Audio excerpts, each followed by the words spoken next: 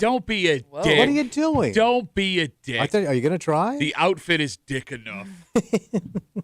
It's a Thursday morning. You're hanging out in the break room. Rochester's Classic Rock 96.5. WCMF. How's it going, buddy? Pretty good, buddy. What's going on, female buddy? Doing good, buddy. It is, I'm sorry, hold on, 52 degrees right now. Going to get up into the low 80s again this morning. Nice. Looks like a little bit cloudy, but no rain in the forecast. High of 83 tomorrow, so enjoy that. Again, this is a live stream day, if you've ever had one before. The Odyssey app, WCMF.com, YouTube and Twitch, The Break Room WCMF on YouTube and Twitch, because you got quite the outfit on this morning. Quite the outfit. What? First of all, any shirt tucked into jeans is like major a-hole territory. What are you talking about? Why? All the kids are doing it. No kid since the 1950s has tucked their button-up shirt into jeans. It's like, I got a business meeting, but I want to let people know I'm the cool guy. Yeah. You look like everyone's guidance counselor. Hey, man, you just got to try. You just got to apply yourself. And, you too can get into St. Bonaventure. What? You know what he looks like? He's going to go scoop ice cream later. Like, when did the other three guys from the barbershop quartet get here? You look like somebody said one of the Kennedys is showing up, and you thought this is what... Oh, they'll love this. They'll accept me like this. You could not look like more of a douchebag than you do in this outfit right now. What? Why are the buttons so big? Heavy on the stripes today. Heavy on the stripes. It's a nice summer shirt. Do you see the size of the buttons? Well, if you're going to have a summer shirt, you need big buttons. No, those are huge. They look like the size of a cookie you'd buy at the circus. You know what the funniest part is? He's been waiting to wear this until our air conditioning was Oh, fixed. yeah. He's been dying to wear this outfit. You look like a nurse from the 1940s. God, you're the worst human being I've ever met in my life. You look like wallpaper from an old country home. I hate everything about this and you. You didn't like the shirt. You didn't like the shirt yesterday. Yeah, because you look like you a said jackass. You said his shirt was pointless. This shirt is too many points. You're so many things. What? You're so many things It's throughout very history comfortable right now. No, it's very breathable. Okay, so it's got one redeeming quality. It's very summery. You look like Larry King on his last day of work. And then the loafers. The effing you look like you're wearing 2 sub sandwiches on your feet. Stupidest thing. And they're penny loafers without pennies in them. Well, they don't do that anymore. Why wear penny loafers, period, then? Well, they're just a nice casual shoe. It's got the spot for the pennies. Yeah, it's a suede Summer shoe. summer shoe. Why would you wear suede in the summer? That's when you wear it. It's a loafer. Isn't suede supposed to keep you warm? Like, suede's a warmer material, isn't Well, it? I don't think it's that thick. Very thin. It's too thick for the penny, but it's not too thick for the summertime. You look like bed sheets at a really low-end hotel. All right. I'm done. I'm sorry. All right. It is June 4th.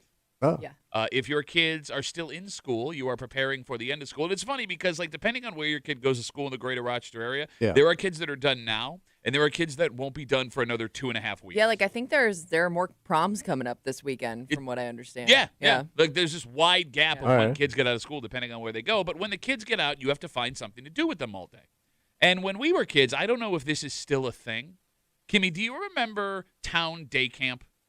Yeah, You used to go to them. That's a poor kid camp. It's exactly what it is. Yeah. 'Cause did you have Town Day Camp? No, I went to go away camp. Go away camp. That was what his dad told him to go away all summer. I had 2 things every summer was camp Okay. and summer school. And then one rolled right into the other. So I used to go to 2-week summer camp. But it was like rich kid camp. So for those unfamiliar with Town Day Camp, it was like a really cheap option for your parents to send you away from like 8 o'clock in the morning till 3 o'clock in the afternoon. And you got watched by a bunch of high school kids. Yes. Essentially. Yes, and you But would the town ran it. Yeah, right? the town would run it. Yeah, Kimmy's right. It was like 15, 16, 17-year-old kids. There was like the adult was like a sophomore in college. Yeah. You would play like sports all day. There were Yeah, they activities. would just it was basically one long gym class. Okay. That, I don't know if it still exists for kids. Yeah. But the YMCA of Greater Rochester did something yesterday that is blowing my mind. What's that? It was called Active Older Adult Camp. For like seniors? Yes. 500 people of your age, it looks like, went out Wait, to they died? Yes, of embarrassment, because they were all wearing that outfit. They went out to the YMCA Camp Bayview to enjoy an afternoon of day camp. Oh, the one in Webster. Yes. Yeah. Activities included outdoor exercise classes, boat rides, zip lining, arts and Damn. crafts. They even tie-dyed shirts. Okay. You say zip lining? You heard old what I people? said, bro. I'm watching the video of old folks zip lining. They look like they were having a blast. Yeah, for the moment. Don't stand underneath them. Well, that hernia is going to kick back out when you get off that thing. So you had a bunch of, Kimmy, Yeah. 50, 60, 70-year-old people doing day camp that we went to when we were Yeah. in elementary school. Kind of sounds like fun. Does it? Because I hated day camp. But like, think of all the things like you want to do as a retired person: boat rides, craft activities. Like there's something for Complaining. everybody at this camp. Okay. Yeah. I didn't think a single person, 252 Like WCMF. my dad would love this. Why don't you tell him about it? I should. I didn't know it existed. Because he does look like everybody Yes. that is at the camp right now. I thought that every single person growing up hated going to town day camp. You did Oh. as a kid because you were forced to go, but now that it's like your choice, maybe it's different. Are you really? You would want to go to town day camp? Maybe not right now, Okay. but later in life, I could see this being a thing that I'd want to try. Because, like, I know you didn't have this experience, but Yeah. I'm curious. 252 WCMF, 252-9263. If you were one of the kids whose parents shipped them off to town day camp, every summer day that I had to go to these camps, it went like this. I would wake up, and it would be a beautiful day. Yeah. And all of my friends in the neighborhood were getting ready to go out and play and do whatever Yeah. they wanted. And I would look out the window longingly while my mother screamed at me to make a sandwich so I could pack my lunch so I could be dropped off so she wouldn't have to deal with me. And every single day it was a fight to not go because all I wanted to do was have summertime. Right. Freedom. Yes. Well, I don't. And that was between vacation Bible school. I do remember the worst part about those summer camps. You'd be sweaty all day. Yeah. Because they turned off the air in the school or Yep. like wherever you were. It's not like you had any like free flowing air. So if you got a fan, you were lucky. But I just remember being sweaty 24/7. So, and it was kids of all ages. So it was like, Yeah, what's the cutoff? First grade all the way up to 8th grade. All right. And one of the most traumatic experiences of my life, I go to this day camp, and it's like the third day. My mother had bought like 5 puddings. 5 puddings? So like the first 5 days, I was getting pudding for Nice. lunch, and it's very exciting. Yeah. Pudding. Yeah. So Sweaty and pudding. sweaty pudding, which is one of my favorite. They're playing the California Brew House. Oh, are they? I get to lunchtime. Yeah. I'm looking forward to my pudding, and I'm like 7, 8 years old, and I pull out my lunch, and this big kid, older kid, middle school kid, sees I got a pudding, and he goes, "I'll trade you the pudding for my Cheetos." And Oh, I'm- that's a good deal. No, I wanted the pudding. Really? Yeah, man, it's hot outside. I Man, want Cheetos is Cheetos, bro. no. So I go, well, no. He's come on, and I'm intimidated. Yeah. And I'm, and I kind of want to be cool. So I'm like, fine. So I hand him my pudding, and he just walks away, and he doesn't give me the Cheetos. Oh, you got stiff. I got stiffed. So I'm like, it's What a dick. it's Never injustice. trade your pudding again. And I'm like, give me back my pudding. He's like, shut up. And like that's as far as that's gonna go. Yeah. Because I'm not gonna, Yeah. get my ass kicked. So I remember all of the high school kids were like outside eating their lunch under a tree. Yeah. So I didn't want to bother them. But like I stood at the door 20 feet away waiting for them to acknowledge me, which they did not. Ask you what's wrong. It was like prison. He took my pudding and there was nothing I could Yes, do about it it. is. Like to this day, like I vividly remember what this kid looks like. And I know if I saw him as a grown ass man, You punch him in the face. I would know who he is. And if I do see him, Go get your Cheetos. That's from a pudding. I want pudding and Cheetos. You bitch ass. Oh, bitch. double down. I'm There you probably bigger than you now. Give me back my goddamn pudding. God, I hated day camp so much. A lot of bullying in camps.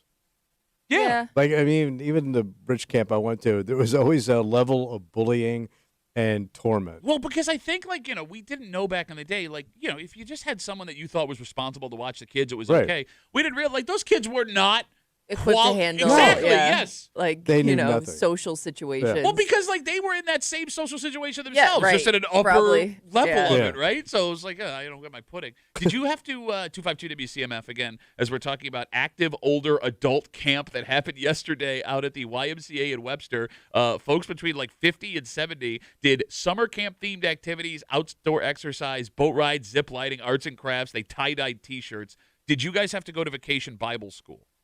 No. No? What is that? So It's like Sunday school every day? Yeah, so this was a big thing Ooh. for Catholic kids in Rochester. Yeah. Your parish would offer a 2-week class. 2 weeks was of Bible? It was 2 weeks, so you would get there at like 8 o'clock in the morning. Yeah. You would be done at like 1. And they just talk about the Bible. Yeah, so like you would have different classes. Like breaking down each chapter. I mean, it wasn't like intense. Well, it's Catholic, so they don't really get into the book. But like it was like, religious learning for 2 weeks. And then they were like trying to make it fun. Like, we're going to watch a movie, but it's like a Christian cartoon. Yeah. Max and the. Okay. It was. That sounds horrible. It was torture. I had to go to the old St. Helens school. And again, no air conditioning. Yeah. Right? So you'd be sitting there. And the teachers weren't teachers. They were just like old ladies that volunteered. To teach you the Bible. Yes. You want another sad story? Yeah. So there was one year where we learned the sacraments, First Communion and confession and getting married and all this stuff. So somebody had the brilliant idea of we're going to stage a wedding so the kids could learn what a wedding is. Okay. So somebody's going to get married to somebody else, and we're going to walk through the whole process. Right. We're going to have the actual ceremony, and we're going to invite the parents to this wedding. All right. So That's odd. All right. They put all the kids' names in a hat. Who's going to get married? Okay. All right. My name gets pulled as the groom, All right. and this girl that lives down the street from me gets pulled as the bride. Hey, look at that. Right, and I'm in like 5th grade, and this is like the worst thing that is. I don't So you're like marry 10, you. right? Yeah, All right. it's Yeah. the worst thing It that's was, ever like happened. it was like getting the bad partner in square dancing in gym class. Yes, but now like Oh, I'm the man, I got Drew. Kimmy, I'm the center of attention, getting married to Yeah. this girl in like 5th grade. Like all the kids are, oh, you guys are gonna go for that babies. I'm like, no. Little do I know, it's not even the word. I got pudding issues coming down the road. Yeah, man. Like we had to. It was like a week of learning about. Man, it. Then they had the actual ceremony. Okay. We're like both, and like my mom. And then what do you do with it? Nothing. That was the end of it. We learned about how a wedding works. But like my mom and her mom are like making jokes, like, "Oh, our kids are getting shut up, mom." Summer sucked when I was a kid, man. I just wanted to play baseball all day. I'm surprised she didn't just let you run wild out in the streets. I think my mother felt the pressure because everyone else was doing it. Like to be a good parent, she also had to do because your this. mom was your mom home, or did she have to go? I mean, like, because She was I had to working, go right? because both my parents worked. So my mother worked at that time as a teacher's aide in a school. Yeah. So she was free for the summer. Oh. I think she just wanted us gone. So she just dropped you off. Yeah, you get out see of the how much house. peace she would get. Yeah. Actually, I did the greatest day of my life at those summer camps. The town summer camp was at this church in Gates Center, right? So one day we're walking in, and my mother is like the mom that took everybody that morning. So it's me, my buddy Phil, my brother Ryan. And they're doing construction on this church, and there's the station wagon of one of the construction workers. Yeah. And in the back of his car, we could see clearly, are like 40 Playboys. Oh, yeah. And like some of them are open to the Okay. Yeah. centerfold. Yeah. So you're saying, how old were you? Probably like 4th grade. So that's the first time you saw a woman's vagina. First time I ever saw a naked woman Yeah. Oh. was in the back of a man's station wagon. And you actually didn't see the vagina back then because you still were in the, those are the old pube editions. That's what it said on the front. The pube The edition. pube edition, Playboy, the pube edition. But the first naked woman I saw was through the window of a station wagon walking into town summer camp Right. in like 1996. But that's the way you should see it. I don't think so. No, I mean, that's- no, you'd probably be arrested for that now, right?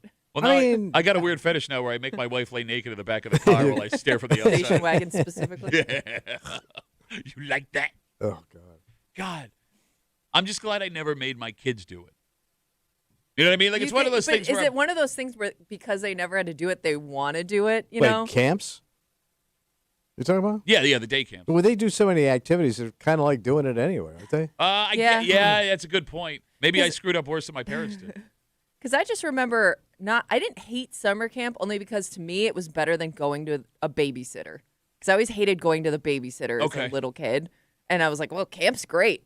Get a little more freedom than at the babysitter's house. Yeah, I guess I didn't think about it that way. That is Yeah. a good point. I don't know, man. Like, it's just this vision. It was like when they shipped those guys off to Vietnam, and Yeah. like they're looking out the window of the bus of like the guys that got deferments. Like that's what it felt like. All the kids are playing in the neighborhood, and I'm in the back of my mom's Astro van, like, oh.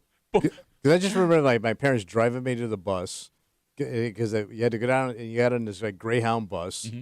and all your stuff was packed, and then it was 2 weeks of, oh man, this is gonna be a ball. I would have loved sleepaway camp. Yeah, I always wanted to go as a kid. There were a bunch of shows also when I was a kid and movies where kids went to sleepaway camp, and I was just like, oh, that looks so fun. But I always yeah. thought that was pretend. Like it Yeah. didn't really exist. No, I know. I thought you had to like be sent away. Like the food far, was far always away. good. They even had like entertainment and stuff, and they always had you doing crap That's great, man. Good for you. Really awesome. like scuba diving in the pool. They taught you how to put on the gear and everything. Shut up. Shoot a shotgun. Scuba diving. Ride a horse. Well, you were scuba diving. We had tie-dye day. Yeah. Tie-dye day was fun. Yeah, it was. For you, maybe. My dad wouldn't buy me a white T-shirt, but I still The wanted. cheapest T-shirt they make. I'm aware of this. Yeah. He wouldn't buy me the shirt, so I still wanted to participate. Yeah. So I tie-dyed my socks. But the Okay. socks I was wearing, Yeah. So they were already gross. they and were already dirty. gross ass. So you had to take them off, tie down, and put them back on. Well, no, they dried them, and then Yeah. I wore my sneakers without socks, which my dad freaked out about. Yeah. Oh, look, I'm gonna stink. That'd be so bad. Oh God, that's so sad. Barbara writes us on Instagram, Duffy at WCMF. He said, "Your arranged childhood marriage. Where is your first wife now?" Fun fact: she moved back into the neighborhood we grew up in. Oh, kidding. wait, she as an adult. Yes, she now lives in a house on the opposite side Is of the that street. weird? Man, that that's you know kind of that? weird. Well, we still follow each other on Instagram. We grew up Okay, together. Yeah. I haven't seen her in like Yeah. 15 years. You know, which is Typical. well, because I just pay her the alimony and she leaves me alone. But no, like every once in a while, like when I drive through the old neighborhood with my kids, because Yeah. I'm that guy now. If we're in Gates, we got to drive by the house Yeah. I grew up in because it looks nice now. Somebody fixed it up. Yeah. I'll drive through the whole neighborhood, and I am kind of hoping like she's outside when I drive by, just gonna be like, "Hey, how you been?" There's my old lady. Good to see you. How are the kids? We have a dynamite arranged child marriage kind of breakup for you this morning here on CMF, just after 7 o'clock this morning. There is an article that was written about the maturity of men. How we mature. I guess the better way to put it would be the lack thereof. Oh yeah, sure. Lack of maturity Okay. in men and how women are frustrated about it. Because there is a line in this article that I think is brilliant that we need to hear. And I'm guilty of this. You're guilty of this. All right. All men are. What is attractive at 18 is not attractive at 30, is not attractive at 50. All right. And they talk to these women that meet these men that are still doing things at 30 years old that they think are awesome and cool, that were cool when they were in high school, but not now. Like doing burnouts. But see, bro, you just pissed off a lot of dudes Yeah. who were doing burnouts in their 40s. Yeah. What? Chicks dig it, man. Just after Yeah. 7 o'clock this morning, attractive at 18, embarrassing at 30. And I get the feeling there's going to be a lot of heartbroken men during this yeah. discussion. And we'll get to it just after 7 o'clock here in the break room on CMF, plus a whole bunch more. But first, Tommy. Yeah.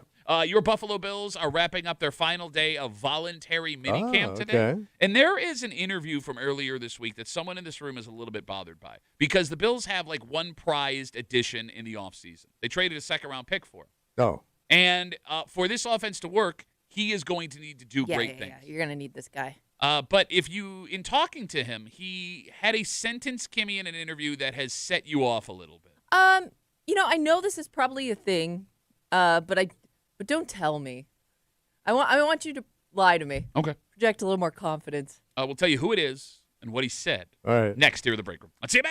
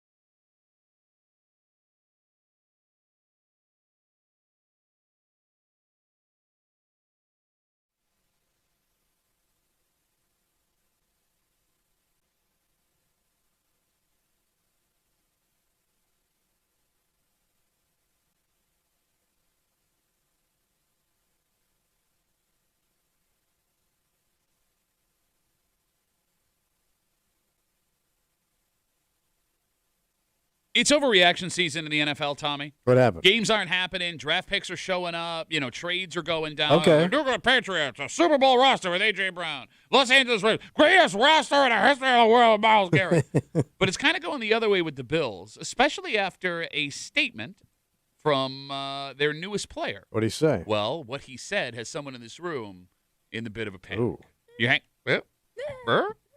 You're hanging out in the break room. Rochester's Classic Rock, 96.5. WCMF, just after 6:45. The eternal debate is quality versus quantity. Yes. And there is a deal in front of us here that will definitely get you quantity. Load you up. You got it. But would you take all of this for this purpose if it meant you weren't getting the best of what you need? Okay. And we'll get to it just after 6:45 here in the break room on CMF. So yesterday was the last day of Bill's voluntary workouts. They start their official off-season mini camp next week. Yeah. And all week long, the players have been there. The focus, it seems, Kimmy, at least a lot of the videos, Josh Allen throwing the ball to brand new wide receiver DJ Moore. Okay. Always the fun part. You got it. They traded a second-round pick for him, brought him in from the Chicago Bears, and they need him to be good to unlock the potential of this offense. So a couple of days ago, DJ Moore was pulled aside by the media, and he was asked how things were going, getting used to the new team, getting in sync with Josh Allen. I am going to read you a quote from him. Are you ready? Quote, I mean, it's going to be perfect later on, but right now, there's still growing pains. He went on to say he's still getting on the same page with head coach Joe Brady, who will also be the play caller of this offense this year. Okay. All right. So it's going to be perfect later on, but right now, still growing pains. And those comments have scared the crap out of some parts of Bill's Mafia, including someone in this room. Well, I'm just thinking, listen, what he's saying makes sense. Obviously, you got to work some things out when you're new to the system and everything. I think, for me, I'd rather you just lie to me and say things are going great. Okay. Because, it just doesn't sound like you're very confident in what's going on here, and that's my biggest worry is this disappointing you? Is this not what you thought it was going to be? Because we're all also wondering how this new system's going to look, too. If this player came in and he hasn't bought in yet, should we be worried? Are you worried? Yeah, because usually they have these kids pretty buttoned up when they talk. Okay. It's pretty standard stuff. Sure. But you hate that. I do till I hear the other stuff. Maybe I do like the buttoned up legalese coming out the mouth. All right, so yeah, because that don't sound good, man. And I think because new coach, new system, everything, we're already a little on edge about, are things going to click? Is it going to take some time for this team to come together? And it kind of feels like that confirmed it. I keep forgetting he's not a new coach. He's a new coach. But he's never coached before. Well, he's never been a head coach. Yeah. Right, that's what I'm saying. So, when you say new coach, he's brand ass new. All right, so when it comes to what DJ Moore said, I think it's fine. And I would argue the reason why you and so many Bills fans are worried about what he said is because new wide receiver DJ Moore has done something that people at work rarely do anymore. What's that? Under promise to over deliver. Okay, well, that's kind of what they teach in right. sales. Right? Exactly, but that never happens anymore. Be humble about how your job is going, especially when you're starting something new. Whether that is a new job, whether that is a new task you've been giving at the job you had, right? In this example, DJ Moore is a veteran wide receiver. He's 30 years old.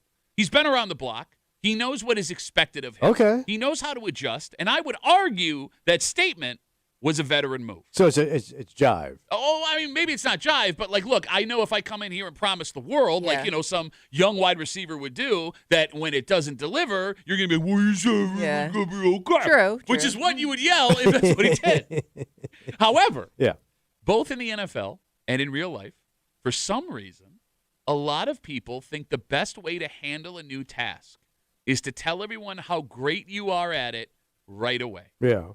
Because I know that everyone listening right now can think of at least 2 or 3 people at their job that will tell you how great they are without actually being even good at their job. Oh. And bad news, if you can't think of any of those people, you are that person. What?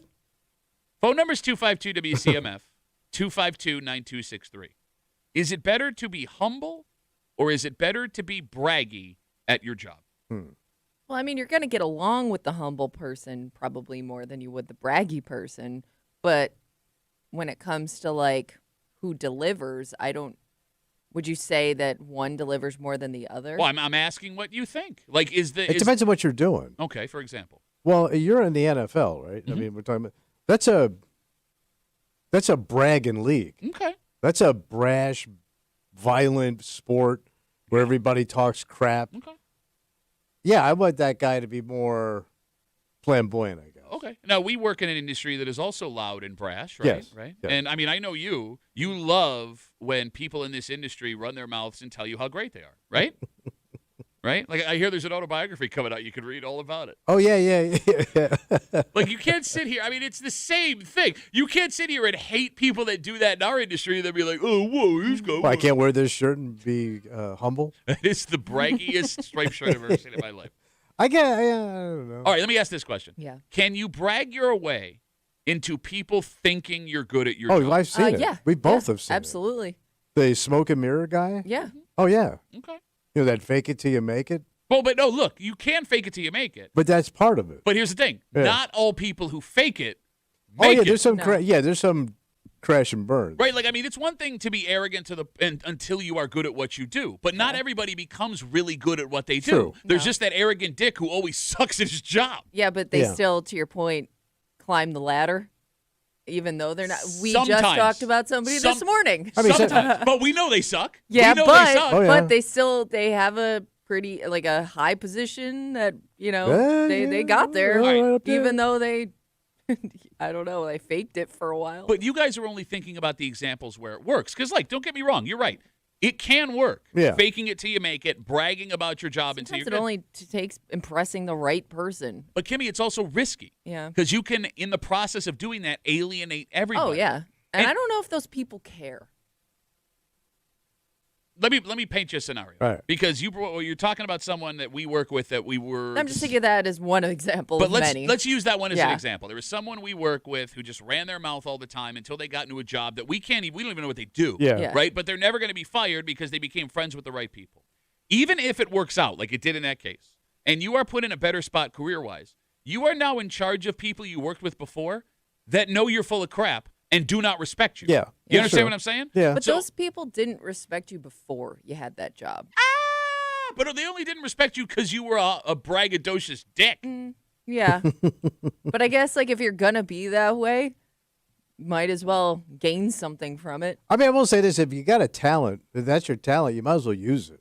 Is it a talent, though? It is. I mean, to BS people and be braggadocious and lie about yourself, it still takes some imagination to create that character that ain't really you. Because they may not have fooled us, but they fooled other people. I mean, to fool somebody is a talent. But I kind of look at those people as psychopaths. Oh yeah. Yeah. I'm not saying it's good. What? You just argued it is good. Hey, I You mean- literally said it's good if you can. I mean, to be a psychopath, I don't know. I mean, everybody's got some kind of mental issue, man. Show me the person that's like not mental about something. Man with mental issue argues everyone is like him. Yes. I mean, I would not want to meet me. And you would not want to meet you. No, I'm great. You are the other. You would not. I'm If there awesome. was another you in this building, you'd hate them. There could never be another me because I'm so good at what I do. Man. See what I'm saying? the best. What, you don't like me? Oh, son, what happened? 252 WCMF. With the Bills wrapping up voluntary workouts this week, new wide receiver DJ Moore, he was pulled aside a couple of days ago, asked about how things are going by the media. And he said, and I quote, I mean, it's going to be perfect later on, but right now there's still growing pains. And Kimmy panicked with that. A lot of other Bills Mafia panicked about that. But what we are hearing here is something you rarely hear at your job anymore, a man who is under-promising to over-deliver, because a lot of people think that to be good at your job, you have to walk in and brag about how great you are Yeah. and tell everyone that you're going to be the best ever. And when that doesn't happen, you look like a douche. Let me ask you this question. Yeah.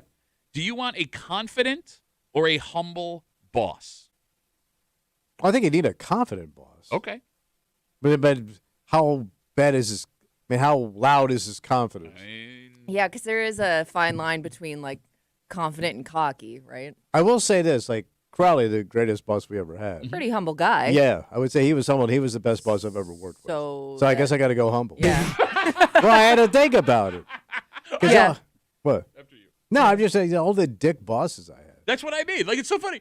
You don't think about it. You answer immediately. The second you use a single example from your life, it's actually the opposite of what I think. Well, I had to adjust. Like, because every other boss, we've ever had, with the exception of the boss we have now who's listening, really cool. Oh. I'm sorry, no. Every other boss, other than the guy we have now, Ed Crowley, just loud, obnoxious, arrogant. And didn't know anything about what we did for a living because they never did it. Exactly. But they would tell you how to do it. But again, with the exception of Crowley and the guy we have now, who is wonderful because he's listening. Number one guy. Right? They're the two greatest, most humble, understated gentlemen. I would kill Crowley to get to our new boss. 252 WCMF. Let's talk to Skyler. Hey, Skyler, how are you, buddy? I'm good. Good morning, folks. So when I've been tattooing for 30 years, but when I first started, obviously you got to fake it till you make it. I mean, I had confidence. I know that I can create just about anything. But like when it comes to part, like the first time a girl asked me to pierce her vagina, I had to be like, yeah, I know how to do that, but I'm self-taught, so I had no idea what I was doing. But I definitely wasn't going to tell her, no, I have no idea what I'm doing. You should have, Skyler. You should have said, yeah, you know what? Not familiar with this. Maybe we should let somebody who knows what they're doing. How quickly did she die?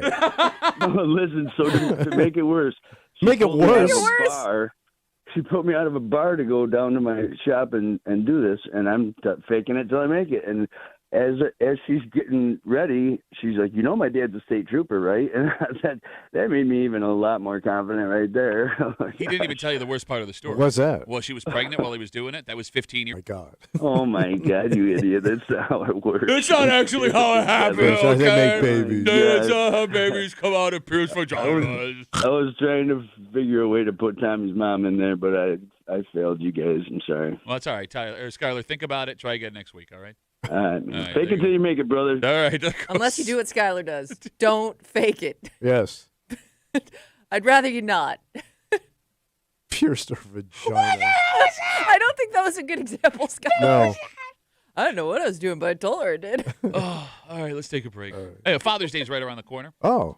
If anything, this is an example of the massive difference between gifts for Mother's Day and gifts for Father's Day. Yeah. But past that, when it comes to buying something, you can pay for quality or you can pay for quantity. All right. And rarely are you going to get both. Mm. And especially with something like this, Yeah. the argument of quality versus quantity matters. Oh. Because one company is ready to give you all you would ever need of this very important thing. Yeah, bud. We'll get into it next here in the break room. I'll see you back.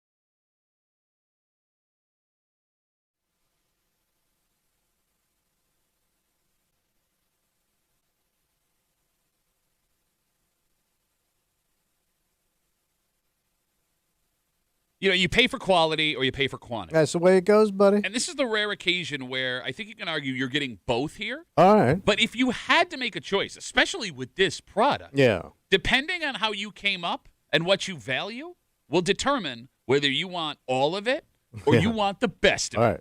You're hanging out in the break room, Rochester's Classic Rock 96.5, WCMF. It's that time again, Tommy. What's going on? The break room is looking for Rochester's sexiest dad of 2026. If you think you got the dad bod everyone's talking about, why? Who wrote this? Visit the contest page at WCMF.com. Upload your photo now for a shot at Rochester's sexiest dad. This year's winner will be bringing home a premium watch valued at over $500. Wow. For my good friends at Heritage Jewelers. Go submit your photo right now at WCMF.com. Their Father's Day is around the corner. Yeah. And with that, there are suggestions for gifts for Dad. All right.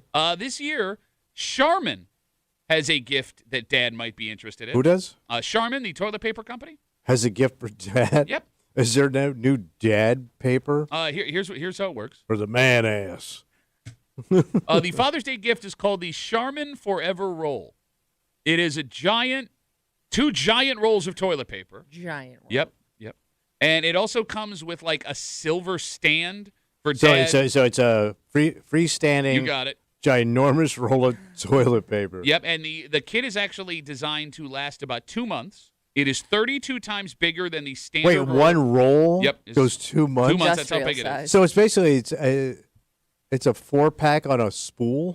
Yes, essentially. So you've got 2 months of toilet paper. Damn. I would just like to pause this discussion really quick. Yeah. Just a quick timeout. I'd like to talk about the difference real quick between Mother's Day and Father's Day. Yeah, go ahead. Because a month ago, we had 3 separate discussions Yeah. about how fancy a brunch had to be good enough for your wife or mother where she would feel appreciated on Mother's Day. And today, we have a gift for dads because they take so many messy dumps. Well, you do spend a lot of time in the bathroom. I don't want to hear anyone ever say again that there is not a double standard between Mother and Father's Day because we were discussing lamb and prime rib versus 2 months worth of dumping. Okay, but going back to the Forever Roll, it's actually a great deal because for about half of what you normally spend, you get double the amount of toilet paper. Okay. And the best part about this is you can argue that the quality and quantity of this is an amazing deal. Yeah. Charmin's a good toilet paper. Yeah. You get a whole crap ton of it, literally and But figuratively. I got to have this gigantic spool of toilet paper in the bathroom. And it's ugly, Pat. It's ugly. I would love that. You wouldn't love that? No, I just like that right there. No, but I don't have to keep changing it. I don't know. Did you wipe from the front? Don't? Yeah, that's Well, I'm sitting down. What do you want me to do? I can't do this. Well, it's just weird that was awfully natural of you. What do the bottom of your balls look like? Very brown. Oh, gross. All right. 252-WCMF, 252-9263. When it comes to toilet paper, is quality the most important thing or is quantity the most important thing? Oh, quality. You think so? And ours suck because we have a septic system, so you have to use septic paper, which blows. And before, it was like wiping with a quilt. So you're telling me you'd be willing to spend double on good toilet Oh, paper? yeah. I mean, there's certain things I don't want to skimp on. That's one of them. Okay. What do you mean, okay? I mean, like if you're good enough at what you're doing, I mean, no matter the toilet paper you have. Well, first of all, I have a very hairy rectal area, which means which is why you have to wipe from the front. No, but because your cowlick goes the other way. Yes. What you were saying? I'm sorry. No, but I mean, I got to get in there, man. So I need quality because the stuff we got is terrible. It's like the stuff they would give you like at school or college or something. Kimmy, do women think about the quality versus quantity of toilet paper? Not as much as men. Like I just bought like basic toilet paper, like not like the cheap stuff like we have here at work, but it was just like your standard roll of toilet paper. And my husband, like once we started living together, was like, no, this isn't up to my standards. It doesn't do the job. So now we buy quality versus quantity. I mean, there's sometimes when I get done, I'm just gonna go rinse off in the shower. I'm serious because I didn't get it. Oh my God! No, I mean I didn't get it. I didn't get it enough. No, but no, no, there was to Jimmy's point. There was not a question where it's like, hey, is there ever a time where you didn't get all of it? Sometimes toilet paper No, but doesn't that's- work for me at all. But you know when you wipe sometimes and, there's still something down there. Nope, I don't know what you're talking about. Well, then you don't check. What do you mean, check? What do you go? You bend over in front of the mirror and look backwards? No, but if I wipe, Like you're doing the world's worst human centipede? like if I think I look at it, I'll take one more, and I didn't get it. So I'm gonna I'm jumping in the shower real quick, and I'm you gonna just wipe until there's nothing left there. No, you can't wipe it. You're gonna have a raw ass. Maybe you need those like the dude wipes, whatever. Those Can't because you can't put those in the system. But yeah, I know, but you can throw them away. No, you don't want to throw Throw away. them away where? You're even grosser than Tommy is. I don't know. I'm just No, trying to help. washing your You ass don't in the have to go in shower the shower. is very sanitary if you think about it. I mean, it goes right down the drain. Sure. You got a squeaky clean rectum. Yeah. You're good. Yeah, no, What you really need is a bidet. Oh, sure, but that's expensive. I mean, look, that outfit screams bidet. Striped button-up shirt tucked into a pair of jeans. Like, that's the bidet of outfits. 252 WCMF. Don't they make those toilets now that have like the built-in bidet? Yeah. Essentially. Yeah. yeah, but they're expensive. Get the little attachment. No, we did find out that the attachment bidet is not as expensive as Yeah. we thought it was. But again, I tried the bidet once, and it was the worst experience of my life. Yeah, because how do you dry your ass? Okay, what you got to do is when you're done, Yeah. you squat, Wiggle. and then you wiggle. You shake the water out? Yeah, but you got to make that noise. You gotta air it out. I also have I don't know how hairy your ass is, but mine is Stop. hairy like a monkey's ass. Can you stop And describing things? I don't know how I couldn't shake it. I mean, it would be very wet. So I've been fortunate. I got hairy cheeks, but like when we're coming up the crack, it's like a landing strip in a field. Man, not me. You know what I mean? It's like the Sweden airport out near Brockport. There's a lot of trees, but where the plane needs to go, totally smooth. I have hair growing right in Okay. to the All right. ground zero. Like Awesome. the hair on my ass looks like the ivy at Wrigley. You know? You could see somebody going out for a ball and getting lost. No, that's why we haven't seen Steve Bartman in 2 decades. 252 WCMF. We're talking about this Father's Day gift being offered by Charmin. It's called the Forever Roll. It's 2 months worth of toilet paper. It's 2 giant rolls. It also comes with its own standalone Yeah, stand. you'd have to. Right? And this is the rare occasion where you get both quality and quantity Yeah. because working it out for what toilet paper would normally cost, it's half the price of what you would spend on the Charmin. But when it comes to this, quality versus quantity in Yeah. toilet paper, Mary's on CMF. Hey, Mary, how are you? Hey there. Hey, I was going to say you're going to have to learn how to put it on the roll. The men at where I work don't seem to be able to spring that little spring and put the toilet paper on. So I do it all the time, but I do it backwards just to screw with them, you know? And then I come in and somebody has learned how to do it because they flip it over. Somebody's OCD was affected by me doing that. And Tommy, get a bidet and maybe wax your butthole. Yeah. You volunteering? Well, no, she's right. You could go. There are. I would do it. If we can put it online, that'd be great. I think we'd get fired for that immediately. Yeah. YouTube would shut And down. I'd get divorced. There'd do be it in the charges. office. Mary, thank you for the call. Have a good rest of the day. She brings up a good point. You could go get waxed. Woman with the hairiest cooch I know says I got to go get waxed. Maybe that's why she knows. She doesn't have the hairiest cooch anymore. You know, she You hairy. seem like the kind of guy that would, just because you're so weird about your maintenance. It's your that- man but also, maintenance. yeah, but that sounds like it hurts. Yeah, of Well, course yeah. it's going to I hurt. mean, Yeah, it's hot wax on your rectum. Yeah. But it's a quick gone. I'd be more worried about the hair coming out, not the hot wax on my hole. What do you mean? The hair getting ripped out is Oh, that's probably what I'm saying, more but painful. still, that hot wax on your hole The can't hot be. wax isn't the painful part. It's Oh, the just ripping off. Just a yank, yeah. Yeah. Right? All right, so when it comes to quality versus quantity of toilet paper, Yeah. there are some points in your life where you really don't have a choice. You have to go quantity over quality. Like when you have kids, your kids will use all the toilet paper, especially if you have boys, because you got wiping, you got catching, you got all kinds of stuff. Well, and sometimes Wiping, catching, sometimes the quality, waxing.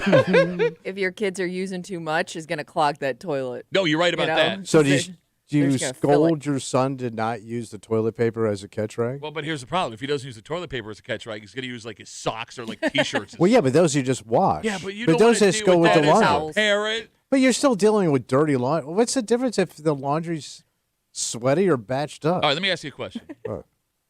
If you had a 14-year-old living in your house, I'd be arrested. But okay, Go ahead. but if you're responsible for him, you want to pick up batched up socks to throw in the laundry? Well, if it's gonna clog up the system, yeah. I just put on some gloves or something. No, wait a minute. He picks up his own laundry. Bro, kids don't pick up their own The hell laundry. you don't. You're going to walk in there and you're going to find 15 rock hard socks jammed beside the wall in his bed. Rock hard socks. Rock hard socks. No, but in all seriousness, like if you have teenagers between the wiping and the catching and all that stuff, how did that go again? Wiping, catching, waxing. You could be blasting through a roll of toilet paper a day. Well, who's worse, boys or girls at that age? well, teen girls or teen boys? I would imagine teen boys just because of the blasting. Oh, but they got their issues too. Go on. What do you mean? Well, you got to teach them, about the tampon. Why would that be on and the floor? pad and everything else? Like, what doesn't go down the toilet? Okay, yeah. We're talking yeah. about using Basic toilet paper. plumbing. But I'm talking about the toilet in general. Like, okay, boys batch up the toilet, girls clog it with the tampons and the pads and everything else you got. But that doesn't affect how much toilet paper you're using. Oh. You idiot. Well, you probably got to wipe a little bit around there too. I don't even know what you're talking about. right When now. you change, when you change, you're usually pull it going to out. the You bathroom. got to change it up. Yeah, You got to clean it up. like you would when you Well, go to the bathroom. isn't that toilet paper? No, I don't know. Barry, What do you mean you don't okay, know? You don't look down? I just don't really know what you're explaining, and I don't want to ask any follow-up questions. Bear writes on Instagram, Duffy at WCMF. After listening to this conversation, I'm going to have to rethink my decision to eat breakfast in my car while driving to work. Yeah, it's probably. Deeply apologize. Toilet paper is that weird product where you get to experience what the best version and the cheapest version is on a pretty regular basis. Sure. Because if you take work dumps, if you take a store dump, most of the time they have the cheapest possible Oh yeah, toilet paper. it's thin. Like stuff you can't even buy at the store. Well, so, like our toilet paper, if it's a fresh roll, if you go to try to get some, it just rips in these tiny little pieces. It's absolute torture. Yes, you have to disconnect the thing from the wall to get to it. I would also argue that maybe COVID made us more accepting of cheap toilet paper. Oh yeah, because that was baked. It was like bars of gold. Exactly. Like no matter how much money you had during COVID, there was a point where you bought whatever was on the shelf, right? Yeah. And most of the time, it was the cheap stuff that we were all overpaying for. So I do wonder, when we all collectively went through that cheap toilet paper run, was that so traumatic that people are never going back to the cheap toilet paper? Or was that the moment people realized they could live with this. Yeah, lower end. And be Okay. fine, Yeah. right? Do some low wiping. Low Wiping wiping so that low. ass. Sorry. I thought we were going to be there. I thought we were going to do it. Next time. All right. Kimmy, if you can make an appointment to wax Tommy's hole in the commercial break. I mean, in all seriousness, I don't know why you wouldn't try it at least once. What if you loved it? What? The whole waxing. No, because Hole waxing that hole. See, we're I'll back. tell you why. Because when the hair grows back in, it's going to be prickly. Well, that's when you go wax it again. Yeah, but you just the have to prickly. you have to keep up with it. Yeah, and I know. I think it would hurt your hole. No. Can we Google, is it dangerous to wax your hole? Is it dangerous? Well, yeah, because you're worried I about mean- skin being ripped off. Yeah, and because women it's a do it very all the sensitive time. area, right? some of the thinnest skin on your body. Yeah, but women do it all the time. It's part of the whole. There's lots of things women do that aren't healthy, Kimmy. Wait, when you get a bikini wax, do you wax your there hole? are different levels of bikini Well, wax. what's a Brazilian? I think a Brazilian's everything. Yeah, that's like- all, it's from like front to back. Deforestation. Yeah, that's. Which is killing the planet. Yeah, no, it's the Agent Orange of pubic hair. Wait, what's happening? Sorry, my computer just went blank for a second. Okay. What was that? Is it dangerous to wax your beehole? Beehole. Well, I don't know. I can't say the other Your one. beehole. Oh, you say it. Go ahead. No, because we'll get delayed. Yeah, exactly, you stupid bitch. So you can say your rectum, right? Okay, yeah, I got it. Sorry. But I don't know. Is rectum just the hole? Rectum is the actual shoot. Your rectum. Okay, well, you. Everything may, else is an a-hole. Okay, this may be for Including you. your mouth. This is what Tommy's actually at risk of. If you suffer from hemorrhoids, it could. Yank that sucker out. No, it could cause Now you got a 3-foot hemorrhoid hanging out of your body. hemorrhoid flare-ups. Like she goes to rip it off, and she's got to run out of the room to get the hemorrhoid all the way Oh. out. All right, let's take a break. All right. And I'm sorry, everyone, you had to hear that. You argue all the time that women are far more mature than men. Oh, yeah, they are. And women love to wave that flag, right? Like we Sure. grow up, you don't. Yeah. There is an article we have in front of us that has a bunch of women trying to explain to men that as time goes on, Yeah. some things need to change. Because what is cool at 18 is not necessarily cool at 30. Oh, for sure. In fact, it could be wildly embarrassing. And we will get into it. And we'll do it next here in the break room on CMF.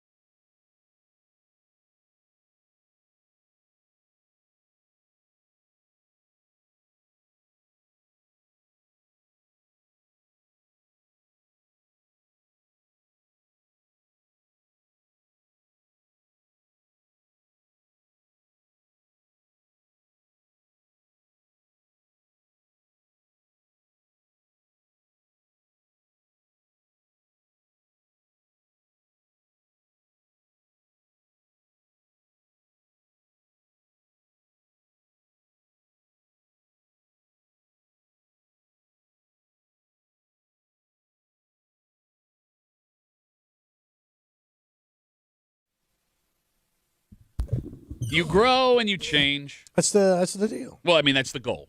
Because not Yeah. everybody grows and changes. And look, this is not a discussion to crap on people because I think every man listening to the show is guilty of this in some way. Yeah. And frankly, it seems women are sick of it.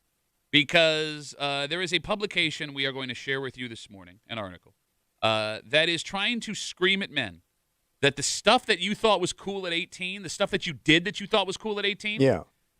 Can be embarrassing Yeah. by the time you hit 30.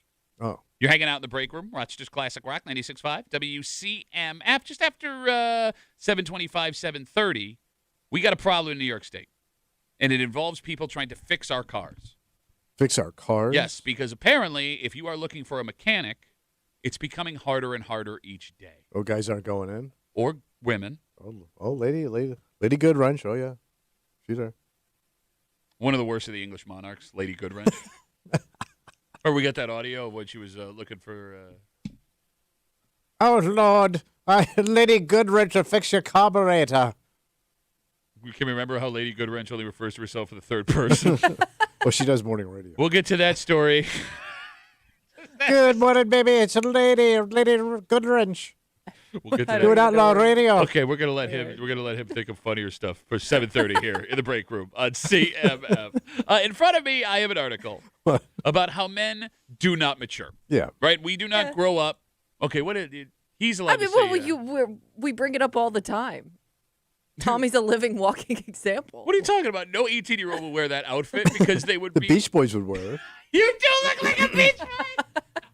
We had fun, till Mama took my talent away. Fun. So, in this article, the women that they talk to Yeah. are confused about how men do not change what they like and what they do from when they are teenagers to when they are adult men. So they just get locked in. Exactly. And look, in the defense of these women, they're not wrong. Like most men like a lot of the same things at 30 that they do at 18. The hobbies that you had, the music that you listen to, even a lot of your friends are the same at 30 as they were at 18. Yeah, your tastes kind of stay the same, right? What you like. Exactly. Now, women in this article, they argue that they're different, that they change more over a period of time, that a woman at 18 is a completely different woman than she is at 30 compared to the guy who's exactly the same. Kimmy, would you agree with that statement? Yeah, that sounds about right, based on experience. So you think you were a way different person at 30 than you were at 18? Yeah. So you think you've evolved? Because that's what it's really talking about. Yes, it is. Yeah, I matured. Yeah. You're Like, a I better think version of yourself now. Yeah, I think so. I just think you live and you learn, right? Like that's part of life and getting older. You're like, I wouldn't do that I'm again. so great. Is that Kimmy's not so great. just a normal human being reaction to things? Like something happens that's embarrassing. Well, I'm gonna avoid that in the future. Okay, well, if Like, that was the case, we'd live in a much better society. No, I Right. mean you still make mistakes. Like you're still capable of learning from things. Even I'm just saying, like I can wouldn't make do that. mistakes. But I would grow from those mistakes. Just saying, I'm not going to hopefully That's make all, the same Pat. mistakes that I did at 17, 18 years old. Okay. But what women seem to have the biggest problem with, at least in this article, Yeah. the women that they talk to, they talk about all the things that are attractive to them in a man at 18 that become super embarrassing Oh. for that same man at age 30. So what And do you got? if you are still doing them, that romantic partner would want nothing to do with you. So here's the thing. Right. The phone number is 252-WCMF, 252-9263. My question is this. What is attractive at 18 that is embarrassing at 30? And you asked, what do you got? Yeah. So some have seen in 30-year-old men that should belong to 18-year-olds. One woman talks about meeting a guy, enjoying his company, Yeah. going back to his apartment, and discovering that he has empty booze bottles as decoration Like in just, his he apartment. has the alcohol Yeah. display. You got, Okay. no, not No. alcohol. Like as decor. Empties, yes. Yeah. Which was the coolest thing in the world. It was when you were, that shelf above your cabinets Yep. in the kitchen. Yeah, that's what that was made for. Kimmy, Empty bottles. Remember when they used to sell those kits where you could light up the bottles? Yes. Right? So, like, you'd fill it with, like, Yeah. some, like, colored liquid, and then you'd, like, flip a switch, and your Grey Yeah. Goose How bottle was, cool, like, man. neon green. Bro, that was, like, the coolest thing in the world. Is that sad for a 30-year-old man? Yeah, you should have evolved, right? Like, I don't know if that's should be your focal point of your home. Are there still 30-year-old men and above that are using empty booze bottles as decor I where they hope live? not. Well, I mean, this woman said she saw it. Are there guys Yeah. listening that want to make You'd it? have to be single though for that. What if, Because no wife would allow that in her house. what if it's really high-end alcohol? It doesn't really matter. Well, Because if you if you think that's cool, you don't drink high-end alcohol. Yeah, that's a good point. Well, no. That was like a one-time only bottle that you put on that Yes. shelf. Well, yes, but Because it would be cool, I guess, if you had like a little bar set up and you had the booze there. But if you have this empty bottle on display, that's a whole different all right. I once tasted Vibe. this, Well, okay, let's take the most expensive alcohol, like a bottle of Pappy Van Winkle whiskey. which is about $1,000 a You bottle. can go for more. Yeah, and it's bourbon. So let's say bourbon. Let's say you drink that, Yeah. and you've got the bottle left over. You're just going to throw that bottle away? You wouldn't display that? No, No. I would do the douchey thing, put cheaper bourbon in it, and have people think I still have it. But I've each his own. Another woman talks about going on a date with a guy, and all he did at 32 years old was talk about all of the success that he had in high school. Right? He was a smart Oh. guy. He It's going to be the sports brag. well, no recent success, past success. Yeah, exactly. Well, no, he bragged about sports. He bragged about what he got on the SATs. He bragged about And his he's 30. grades. He was 30 years old, and I would agree with that. Yeah. If you're still bragging about your high school A success, decade later. at 30, well, yeah, 12 more Yeah. than that, yeah.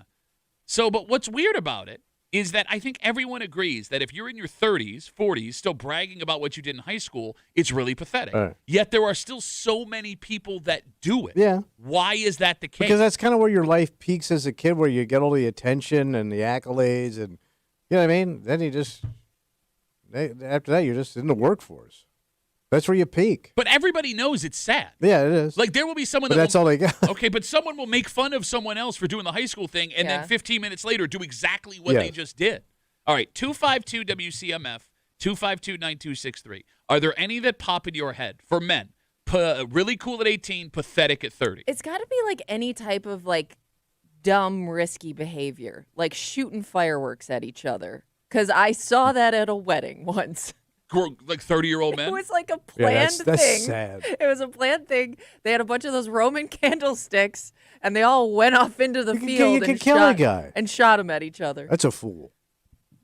What? Entertaining, but like if those were single guys looking to meet somebody at that wedding, I think that probably killed it for them. Okay, so anything where you could cause harm to yourself on, like extreme Yeah, harm. like And on it's purpose, unnecessary like harm. going into it knowing I'm gonna get burned or this is gonna leave a scar. Okay, all right. Well, let me ask you a question. What if we go into like activities that could do this? Let's say there's a guy in his 30s that does like dirt bike jumping.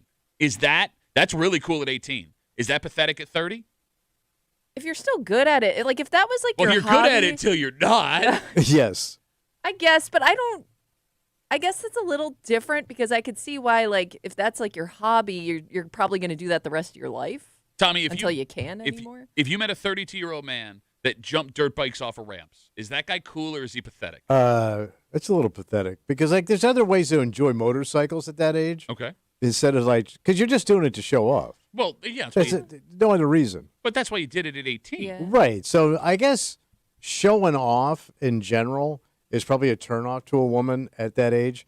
And I would also say the over bragger and just in general about everything he does, The name dropper. name dropping, bragging, it's just a bore. Okay. I mean, this woman doesn't know who you're talking about. Okay. It doesn't care about what you did. And nobody cares about what you did 10 years ago. No, you're not wrong about that.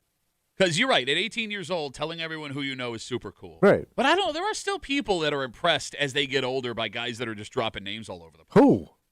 Women? I don't know. I don't think I maybe guys are impressed that some guy knows somebody famous. I don't think women care All right, but here's my question. because women don't care about your past unless they're in it. Okay. That's a good take. That's a really good take. Because as soon as you start talking about a story where she ain't in it, she ain't listening. That's not necessarily It's true, bro. It's No, true. it's only 'cause you're bro. still- That's bankable No, gold, bro, right it's there. only because your story sucks so hard your wife doesn't care. Well, no, your mom. I never bring your mom up. Tommy will watch television, and there'll be like a city that he traveled to in like the Midwest. We're like, oh, I went here, and his I wife, did it last night. Gary, Indiana. Gary, Indiana. I was breaking down Gary, Indiana to my wife, and she wouldn't even listen Yeah, but why would she want to hear that? because I've been there. You don't even care about Gary, I know. Indiana. Well, I was kind of. I mean, hey, I was there. I right. saw Michael Jackson's house, bro. Let me ask a serious question then, right? If What? if to try and impress a woman at 30, Yeah. I can't do anything dangerous to get her attention. I can't tell you how cool I am by dropping names. What am I supposed to do to get her attention? What am I supposed to do to keep her entertained?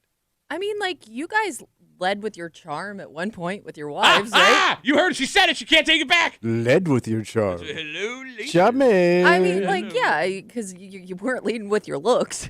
Why you gotta be a My dick? God, Just you're saying. harsh. You had to do something. I mean, you have a sense of humor. You're fun. Just like be honest about who you are, Yeah, but some guys don't have that. or like talk about what you do, what you got going on right now. All right, but let's go. Yeah, but This. see, I don't think they want to hear that Why wouldn't they want to hear that? because they're not in it.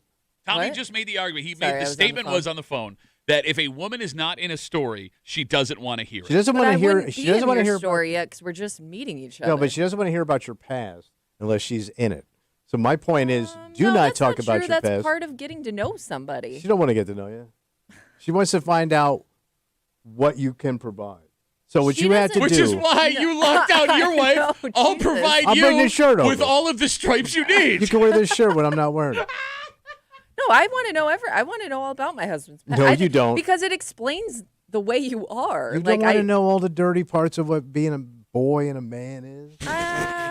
I would argue you don't really know your spouse until you hear the bad things with the good. But And okay. you'll never hear them. Maybe you don't lead with those things, but over time you get to know those things about somebody. Because I think when you sit down with a female on a date like that, you have to ask her the questions, let her talk, let her tell you about herself. That's what she wants. Okay, but you're right. But you also have to listen when she's talking. Yeah. Because it's I one can thing fake to ask that. a question and tune out. Yeah. Wow, can't. really? You can't. Wow. No. Bro, how many times have I said something to your face and 15 seconds later you ask me what I just told you? I'm sorry. 252 WCMF. We got folks sitting on hold. We got a ton of Instagram messages coming in. It seems like one specific thing has set a lot of guys off. What's that? We're talking about this article, Attractive at 18, Embarrassing at 30. And they talked to a bunch of women who are dating right now that are amazed that guys don't mature. They are the same guys at 30 years old, in their 30s, that they were at 18. And they talk about the things that once were cool Yes. as a teenager that are no longer, and you need to stop doing these things. Let's start with an Instagram message, and then we'll go to the phones. All right. Julie writes us on Instagram. We had asked, what is pathetic at 30 but cool at 18? Julie writes us, stuff at WCMF, dating a high school senior. Yeah, that's a good call.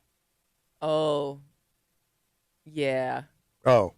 I would Like a even argue 19-year-old, dating a younger woman. 20. Yeah. Because Somebody who can't be legally in a bar yet. Well, but here's the thing, like, I'm sure she's joking with Yeah. dating a high school senior, Yeah. but like there are situations where that wouldn't be illegal Yeah, true. because the age of consent is 17. But to Yeah. Kimmy's point, like if you're 32 dating an 18-year-old Like kid, if you can't bring your girlfriend to certain events.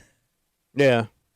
Or you don't fit in with her friends. well, yeah, because they're 18. Right. That's what I'm saying. Yeah, it works Yes. both ways. Exactly. I will say one other thing that I don't think women want to hear is the story behind your tattoo. No, she might ask about that. She asks, it's one Like, if thing. it's- if but it's if you like start a- telling you, let me tell you how I got this. What happened? well, if you say it like that, Yeah. Yeah, Or well, that's every guy talks like you get that. your tongue tattooed. Because that's how every guy talks when they're talking about the story behind their tattoo. 252 WCMF. Let's talk to Ben. Hey, Ben, how are you, buddy? Pretty good. How you guys doing? Good, man. What do you got? Good to hear from you. Yeah. So dirt bikes are just cool, period. And so you're trying to tell me that women think that Travis Pastrana isn't cool? Now, I don't know if they think he's not cool. I do know they enjoy that sandwich. Pastrama on rye. Oh, delicious. Yeah. I have an uncle that lives out in Montana that he collects old dirt bikes. He's married, and all of his kids ride dirt bikes, and he's probably the coolest uncle in the family. All right, but here's the thing, Ben. This article is talking to women about what they think is, unattractive, not Yeah, Ben. hitting a low bar in your family isn't impressive. I don't know. If you ask his wife, I think she'd say he's pretty awesome. Lovely woman. Ben, did you call up just to defend dirt bikes? Yeah, dude, like, dirt bikes are awesome. Dirt bikes are awesome. That's a 40-year-old man. Yeah. Oh, I just want to say dirt bikes are awesome. Ben, great call, buddy. Have a good rest of the day.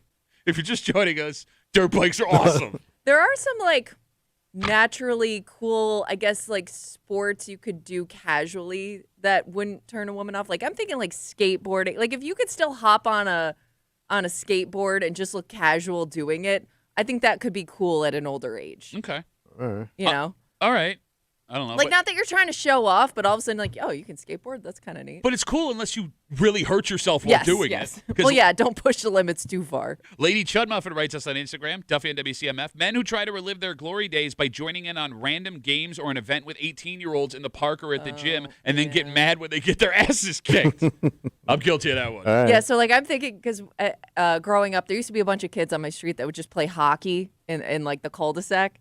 And if you, as like a 60-year-old dude, laced up those rollerblades and hopped out there with them, like those kids would think it was cool. But does your wife think it's cool? No, but what's weird is when I was growing up, when we would play basketball or street hockey, there were always dads that would come out, you're right. and they weren't our dads. Yeah, they were like I know. dads of that really. was my dad. Right? Yeah. 252 WCMF. Let's talk to Jade. Hey, Jade, how are you? Good morning, gentlemen and Kimmy. Hello.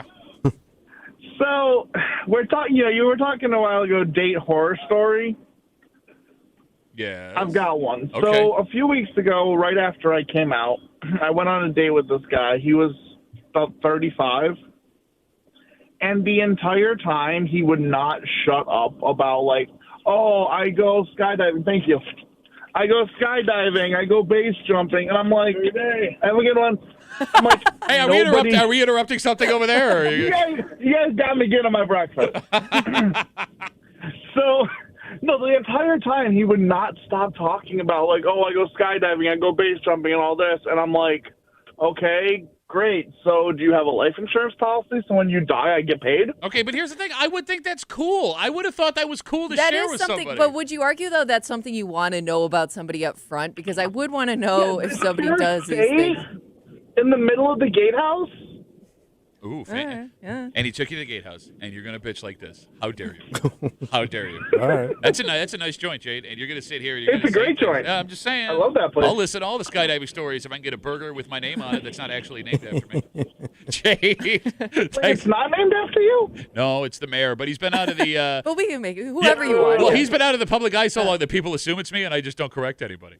I genuinely thought it was you. That's why I ordered it. Fun fact. It was really good. There you go. Well, Jade, I'm glad you enjoyed my sandwich. Have a good rest of the day. There goes Jade. All right, we have a ton of Instagram messages coming in. Pathetic at 30, cool at 18.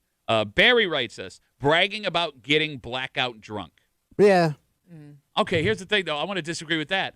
I still find my buddies' drunk stories funny. But yeah, a buddy, you're not and it's because you were there. No, even hearing what happened afterwards. But you're a man. You're not a woman listening to this stuff. I think that might be a red flag. Well, okay, yeah, if it's happening all the time.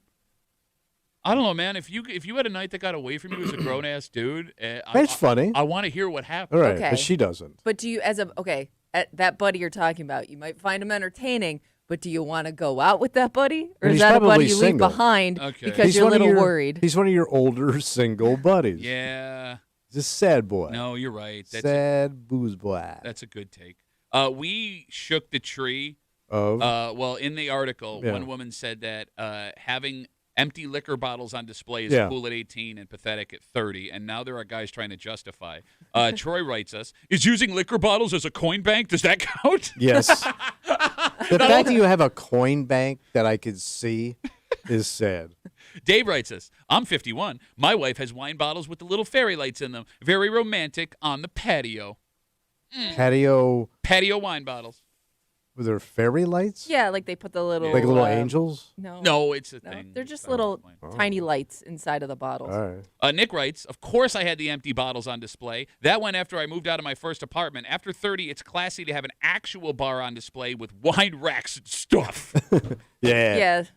Wine stuff in my house. I got wine stuff. The bottles on display after that should be, it should actually have something in them. And nice bottles. Yeah. So we've been crapping on dudes about pathetic at 30, cool at 18. Lisa flips it here. Oh. Okay. This would be directed towards women. She says the tramp stamp was cool at 18. It is pathetic on any woman over 30. Yeah, but unfortunately, it's something you can't take back. I mean, you can, but if you get to it is a decision that you made and it's stuck with you. But if you get to see it, things are going well. Well, not necessarily. There are still clothing. I'm behind you.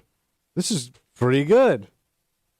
There are still articles of clothing where you could see the tattoo without being... so you wear low-riding jeans. And the boots with the fur. Not a bad look. All right, I think there are some things that women hold on to from childhood that would probably be a red flag at 30. Pass the tramp stamp. Oh, I mean, we talk about Disney adults all the time. Like, Yeah, there's that's some a women bad that one. take that to the extreme. Like that, it is decor inside their home. Yeah. Yeah, that would be a red flag for me. I don't know, but going back to the tramp stamp, I don't mind the tramp stamp. I thought it was sexy. I thought it is sexy. It is sexy. Which is Greek for sexy. Especially if their bodies can pull it off. Well, that's the problem. Well, like, with No, but if tattoos- she kept her shape, it's going to look good. who And looks? could you argue though? There's a difference between that tattoo you got at 18 versus if you got that tattoo now Well, at 30, it who would be a still different gets story. tramp stamps? But that's my point. Is like I don't Yeah. know. It's not a decision you would make today. It's a decision that you're stuck with from 18. Okay. All right. I guess the bottom line is What's right. that? Women want you to mature, Yeah. but you're your own man. Mm-hmm. So if you want to decorate with Grey Goose bottles, and you want to talk about skydiving, don't date the 18-year-old. But everything else that we're talking about, rock your tramp stamp proud, you go do it. But as you grow up, you have to find a job. Oh, yeah. And enough people are not choosing this job growing up where we now have an issue in New York State. Damn. In fact, the overwhelming majority of people who are looking to hire this gig Yeah. are understaffed right now. And It's got to pay really well. that's just it. That's why this doesn't make a lot of sense because there are people that have always been into this, right? Yeah. It's a really good job. I mean, it's not easy. No. Right? But I also wouldn't say it's a dangerous job. But it's probably way more technical now than it was 30 Yeah, years that's ago. You're right. But that doesn't mean you can't go get an education Yeah, for it. Go get your education. We'll tell you what we're talking about, All right. and we'll do it next here in the break room. I'll see you back.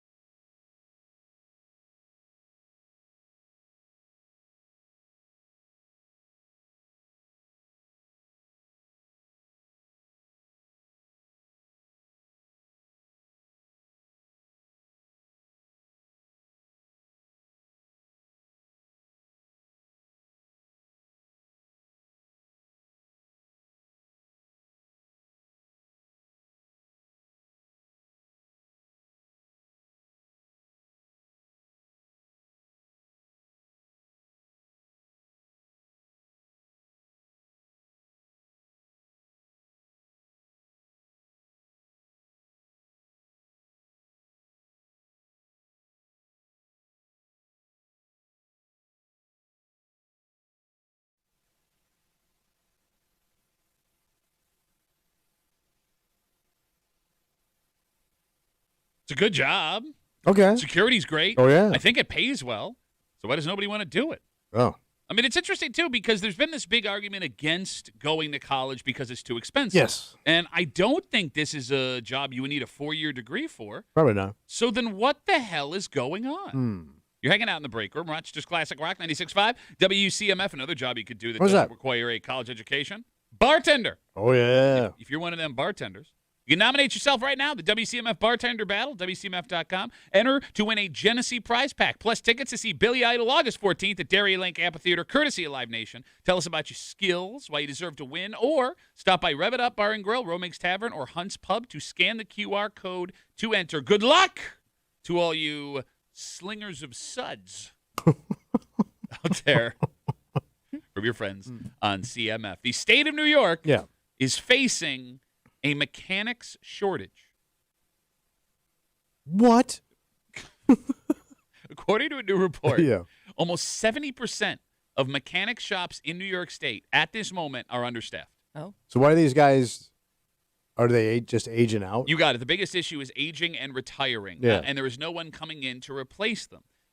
It's bad for mechanics that work on cars that we drive every day. Yeah. It is apparently really bad for diesel technicians. So like commercial trucks. Yeah, this is what it sounds like. And look, we are not of this world, but I know there's a lot No. of people that listen to this show that are. Yeah. Phone number is 252-WCMF, 252-9263. Why is this happening? Because I get that it's not an easy job. No. But if we talk about jobs that you don't need a college degree for, it's relatively safe. Okay. Sounds like it, right? Yeah. I would assume that your job security is really, really good. This is a job you could probably do for 40, 50 years. Yeah. Right? Like, there are some trades jobs where you have to be aware that your body at some point won't be able to do it anymore. Yeah. Yeah. I didn't think that mechanic is one of those jobs, unless I'm wrong. 252-WCMF. That well, I mean, you are bending over, wrenching, and Yeah. It's a physical job, but you're not up high where you No. can fall, right? You're not, lifting things that are super heavy all day long, All right. I mean, they have something to pull that engine, put it in the car. Come on, Steve, lift this boy.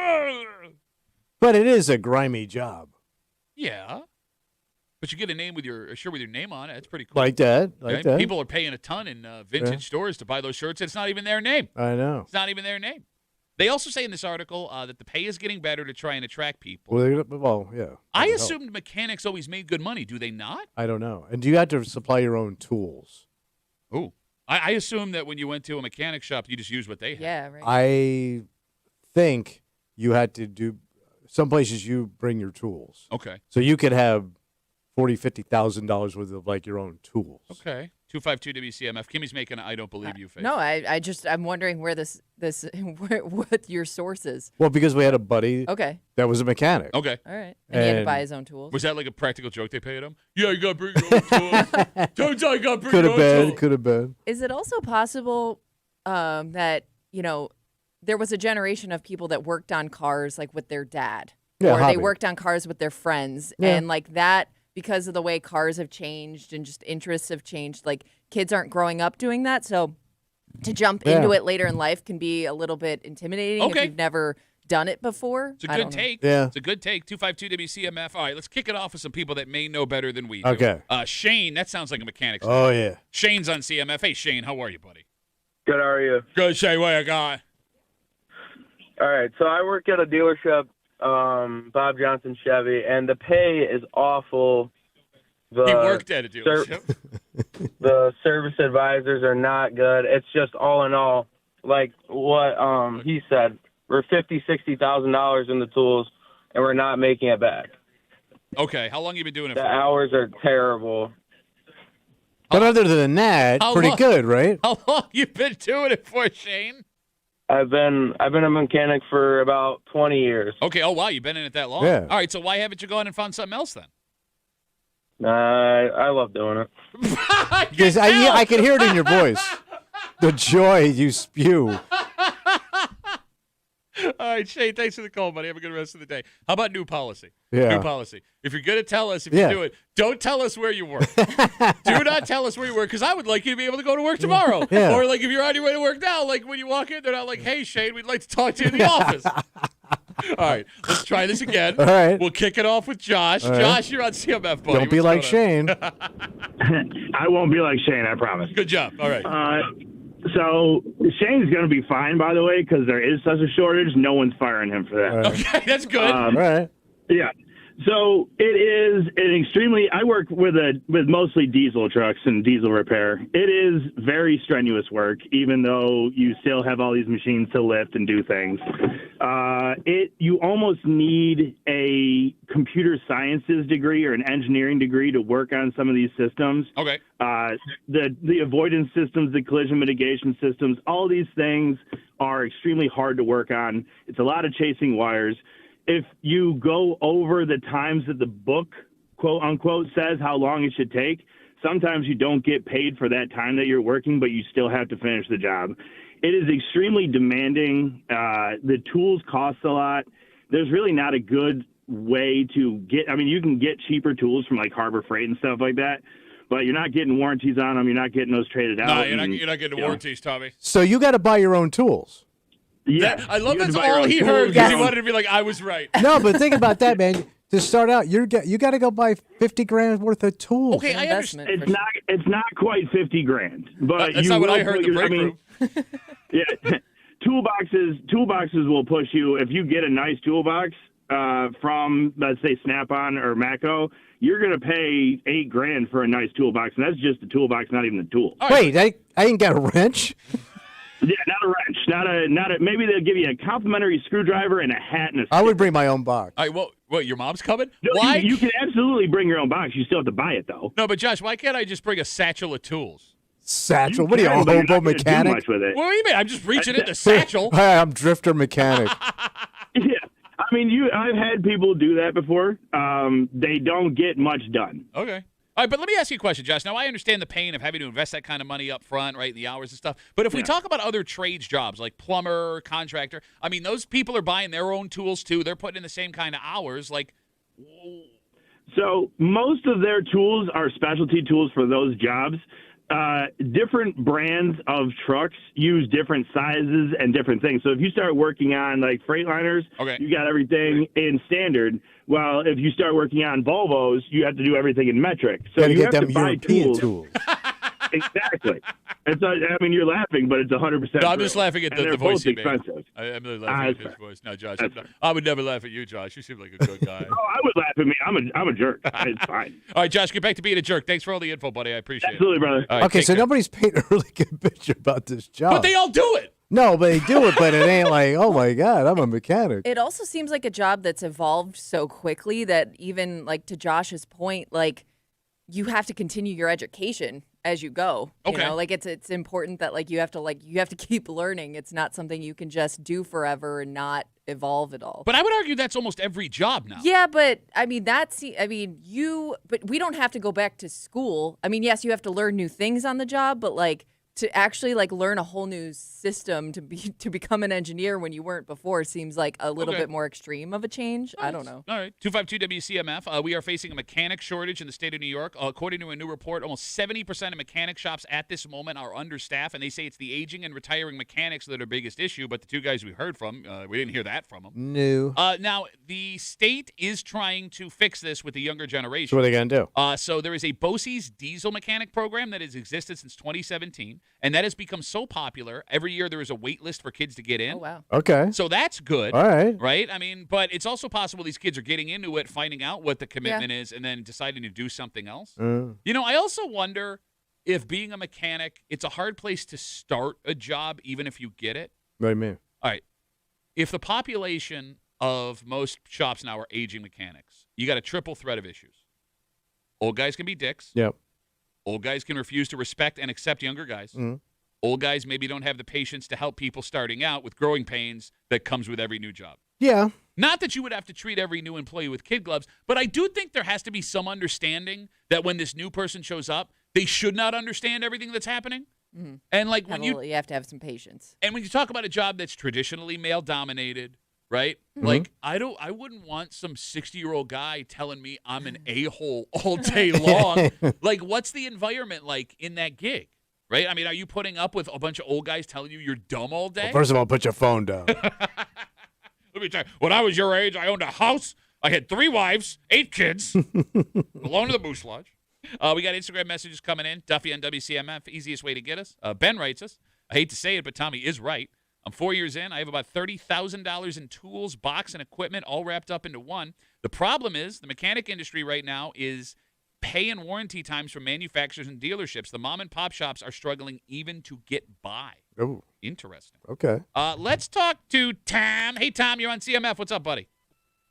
Yeah, I grew up with it. My father was a mechanic for many years until he retired. Okay. And I'll tell you, it did a number. It's very grueling. It wears you out. It wears your body down. You're on that concrete, standing on it all day long. Also, but stuff is constantly evolving, especially now with these cars, with the electronics being as complex as they are. You're constantly having to. You almost never have your tool bill paid off because you're constantly having to buy stuff. I know in the dealerships they go for continued training, to learn new stuff.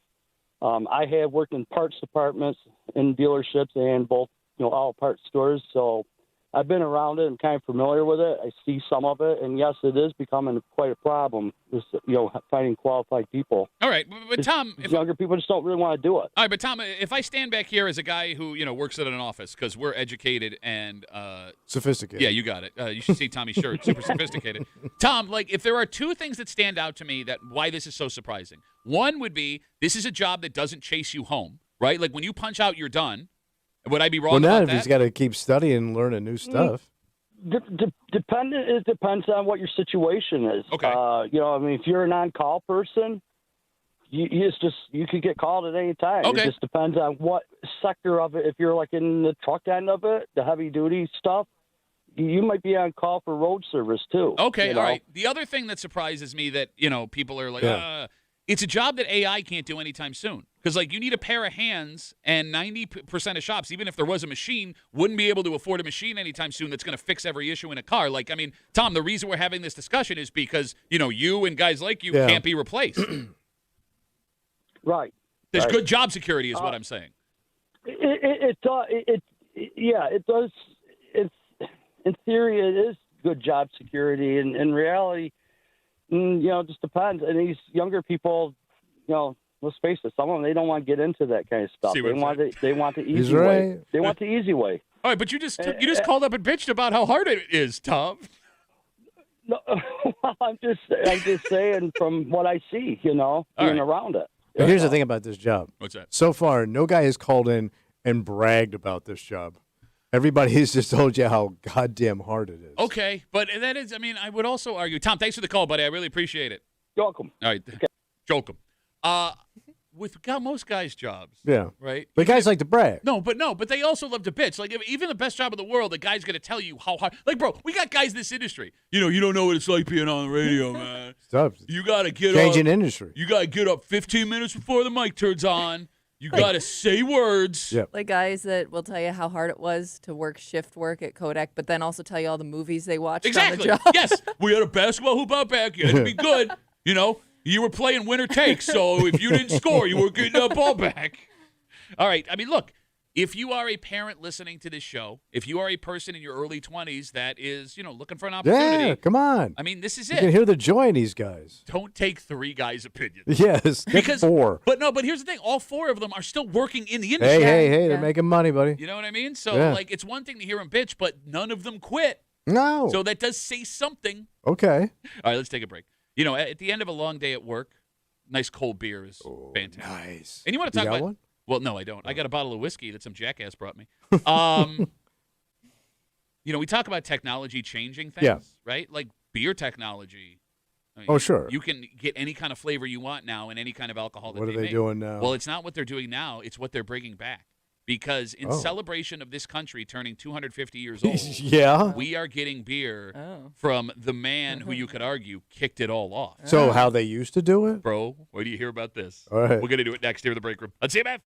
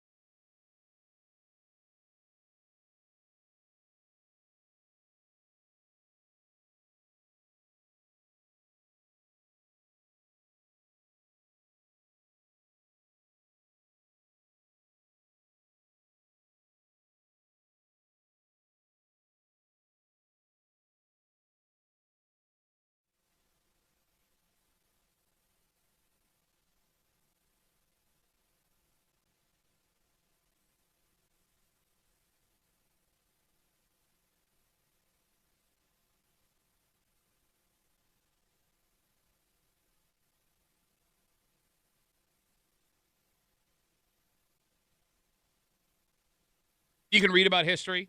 Yeah. You can go to some museums and experience the closest version of history. Oh, sure. But how many times, how often do you get to taste history? Taste the history. Put my mouth on some history. You're hanging out in the break room. Rochester's Classic Rock 96.5. WCMF will jump right into it. It is the 250th anniversary of America. That's right, buddy. Breaking news. And, as part of that, there's a whole bunch of super unique special things happening. One of those things is happening downstate. The New York Public Library is teaming up with a brewery in New York City to bring us the beer that George Washington used to brew. He made it himself. Yes. All right. His own recipe. You got it. So they're calling this Liberty Lager. It is being produced by New York City's Thalia Beer Company. Have you heard of this place, Kimmy? I have not. You are the drunk and the high person in the room. Wow, thanks. No. You're welcome. No, I don't know. So the recipe was handwritten by George Washington himself on the back of his military journal when he was a young colonel in Virginia. Oh. They somehow found this in his archives. All right. So they took it, and they have made the beer. So how different is that process compared to today as far as like ingredients? So they did say they had to do some things to modernize it. So you don't to make die. it drinkable. We don't use ether anymore. Well, here's the thing. Actually, that was they explained in the article. The reason why George Washington was writing these things down while he was acting as a colonel is they couldn't drink the water. Yeah, it's dirty. Exactly. So they would brew beer so they would have something to drink. So I get actually technically this is probably better for you than it was their Gatorade. Exactly. Yes. It's got to be bad, right? I can't imagine it being good. I mean, anything they did back then had to be horrible to taste. I'm guessing it probably just tastes very like base. Like nothing too great. Like they're gonna make it tolerable. Well, I mean, I guess my argument is if it were any good, it would still exist. Yeah. Right, because they probably evolved for how we, But like, not every alcohol thing evolves. Like, there are still plenty of alcohol recipes that we use that were from 300-400 years ago. But how they make whiskey? Exactly, whiskey, wine. There are even some beer companies that have been exactly the same for hundreds of years. Yeah. Right. So, like, if it was good, we'd still be doing it. I guess. Like, you're only drinking this to say you drank George Washington's beer. Yeah. I would think so, and it's probably going to be underwhelming. You're going to say that about the first president of this great Listen, I country? didn't even know how good of a president he was. I mean, he was just a first. All they ever say about George Washington, he was the first guy. Well, no, they say a lot more than that. he ain't got one cool speech. George Washington? What's his speech? Hi, everybody. I'm George Washington. Hey. Try my beer. Well, yeah, those wooden teeth. It's hard to all right, fair enough. No, I'm not saying he's good. I'm not saying he's bad. I don't know. You would have to be a good president to be the first one after you win a war. Did you see that lineup of guys? You mean our founding fathers? They're all in high stockings and they had everybody at the time was like, "Yep, that's our guy." You can name 15 of them. They all had buckle-up shoes. Well, yeah, everybody had. They wore outfits that you would mock me in today. Yeah, because they were in the 1700s. In fact, you're dressed like Hi, one I'm of... George Washington. How you going? I'm trying to sell my beer. Are you disappointed you can't wear wigs anymore? I wish I could wear a wig. Trust me. By the way, he sounds like Jimmy Carter also. Yeah, apparently. Would you guys try George Washington's beer? I mean, I take a sip. Yeah, I but know you crap all over No, it. I would taste it. Yeah, but I don't think it's gonna taste what it actually tasted like then, which is I think what people are expecting. All right, let me ask this, because I understand wanting to taste it to, get a grasp of history. Would drinking George Washington's beer on a regular basis make you a douche? Oh yeah, that's your go-to brew. Well, what if, let's say you really like it? Yeah, pop me open a good GW. It's called Liberty Lager. It's how the real people drink. Look, there are groups of people who are into drinking history. Like, this is a thing. They were. So some breweries specialize in making old recipes that are stumbled upon. Yeah. In fact, there's an event every year at the Genesee Country Village Museum Well, where they sell alcohol that was popular at the time the museum is set in, and it is a wildly popular event. So what's what with alcohol? Just like beer, mead, things like that. What is mead? Is it like a kind of isn't beer? it Isn't it made out of honey? Jinx? Yeah, like kind of tastes like wine. Honey wine? Yeah. Sounds gross. Sounds No, like it's an not Allman bad. Brothers song. But think of how sad that history was, right? It wasn't very sanitary. Yeah. I mean, they didn't wash their hands. There were bugs in this stuff. There's probably worms. They were just cooking it all up. No, but again, it was like the most sanitary thing you had back in the day. I find it interesting the role that alcohol played in history, not as something to take the edge off, but is something to keep you from dying. Well, because the water was full of ugh. Exactly. But they used that water to make this stuff. But it goes through all of these processes to sanitize the water, and then you get the alcohol out of it. Like, I find it, what we use alcohol today for. The party. Versus what they used it back then. Yeah. It's completely different. Like, everyone likes to paint these, like, historical figures as drunks, but, like, it was either that or die of dysentery. Yeah. But a lot of them were drunks. Well, but because you didn't have Right. Coca-Cola, Right. you didn't have Welch's grape juice, and you couldn't drink the water. Right. Like, what other option did you have? know. I don't think you do. Okay. 252 WCMF. The New York Public Library is teaming up with a brewery called Talea Beer to brew George Washington's personal beer recipe. This recipe was written on the back of a military journal when he was a young colonel in Virginia, and it's in honor of the 250th birthday of our country. What? Oh, I thought you were Oh, no. No, you got nothing else. All right. You can try George Washington's beer, Yeah. Ben Franklin's beer, or Thomas Jefferson's beer. Ben Franklin's. Ben Franklin's. 2 Ben Franklins. Which beer are you trying? Oh, Jefferson. Jefferson was the coolest of those dudes. He partied. He was forward thinking. He traveled the world. He was like a cool dude for that generation.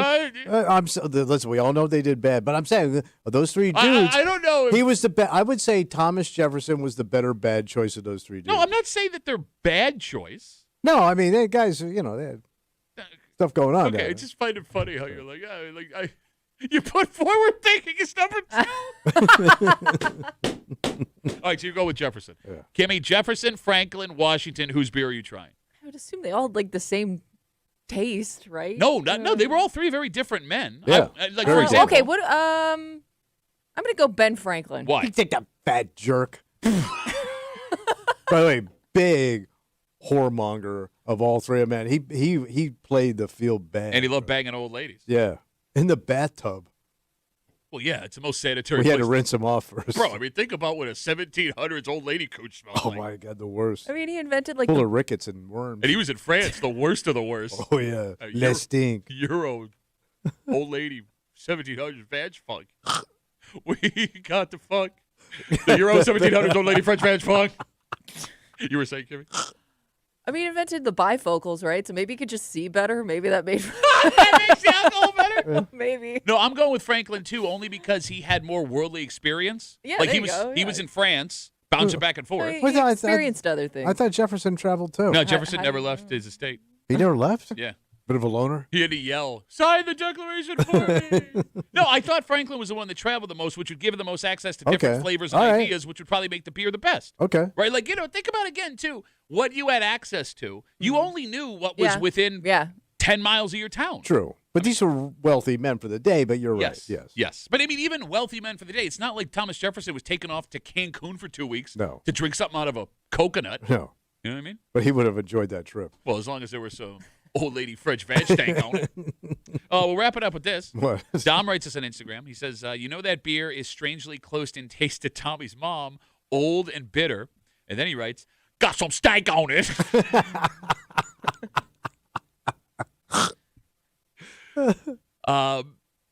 All these years have gone by, and there is still a hard time hiring bus drivers for local school districts. Wait, still? Still. And How these buses getting around? how these buses get around, Kimmy? There is one community just west of us that seems to have solved this problem. Oh. Because when you are willing to pay people, they are willing to do all sorts of things. Oh, so finally. But here's the thing. I do find it, no, they're not paying the drivers enough to bring them in. They're paying other people. And I do find it interesting for this tiny amount that people are crawling over other people to try and do this. Really? And we'll get to the story next here in the break room on CMF.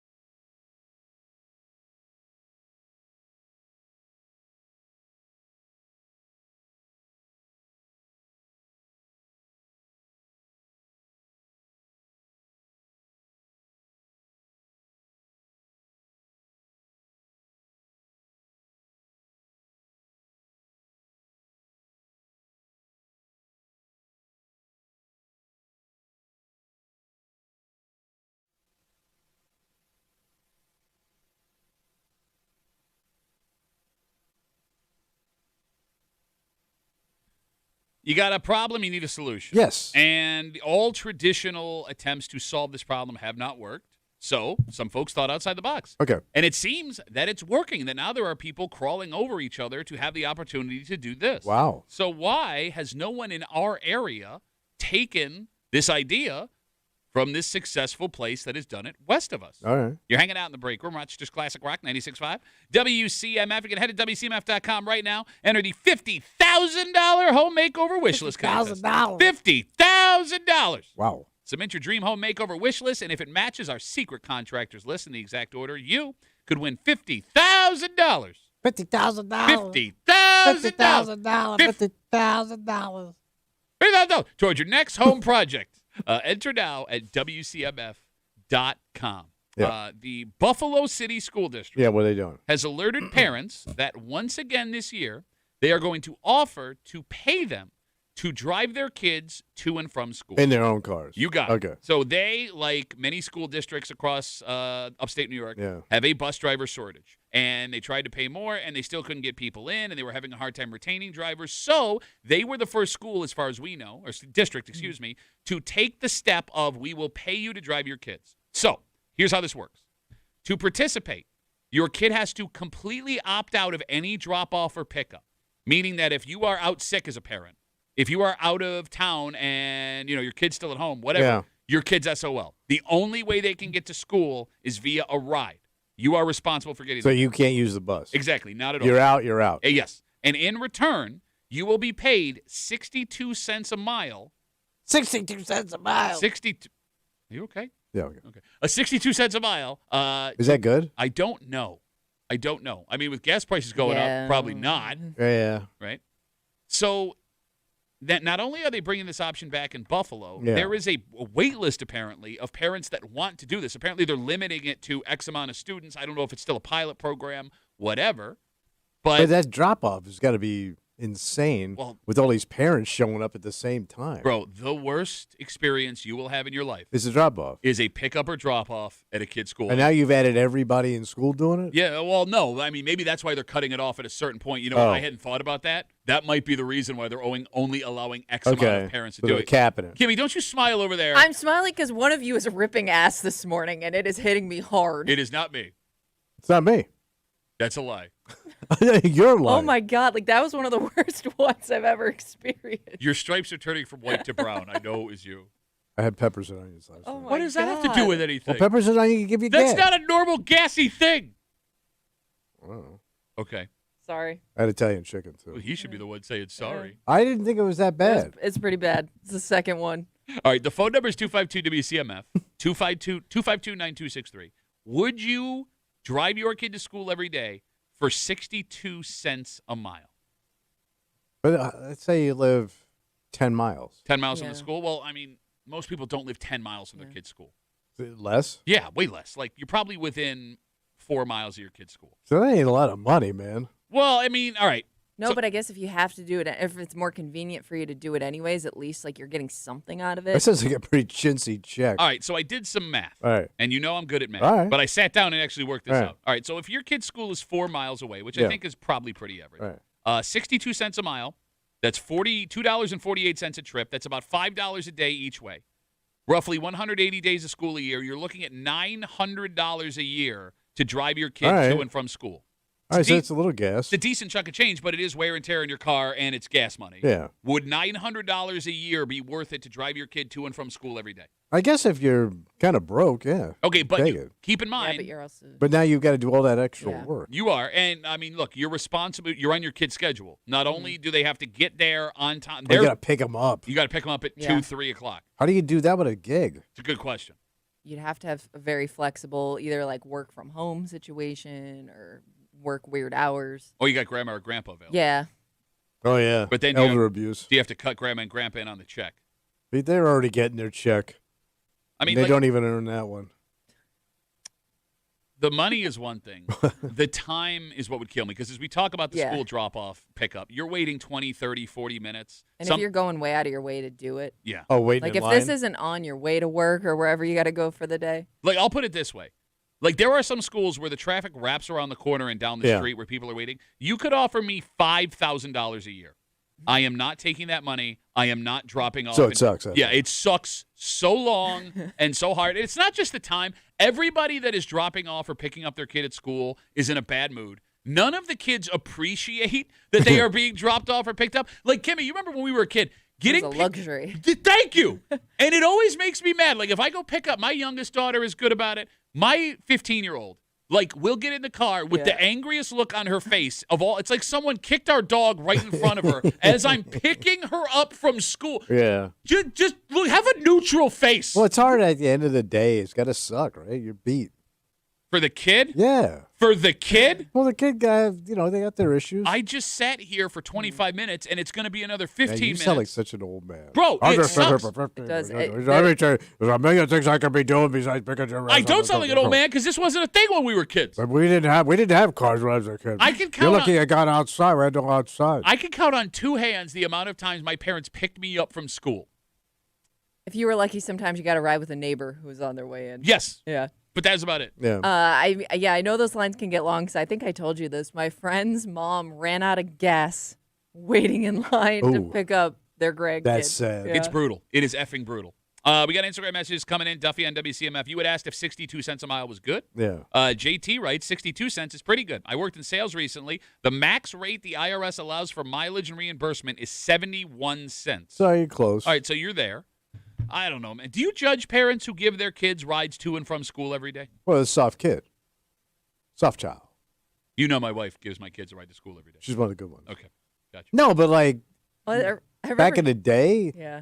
that was No, like no, I said no. Do you judge a parent who right now gives their kid a no, ride? not at all. Not at all. That I get. I do. I With hate the way it. the world is today, No, I hate that my wife does this for our kids. I thought they take the bus. No, they can, but my wife they'll take the bus home if it's my responsibility to get them. Yeah. But like my wife will drive them to school every day on her way into work. Well, they probably get like really good stuff too in the car. Yeah, they do. Yeah.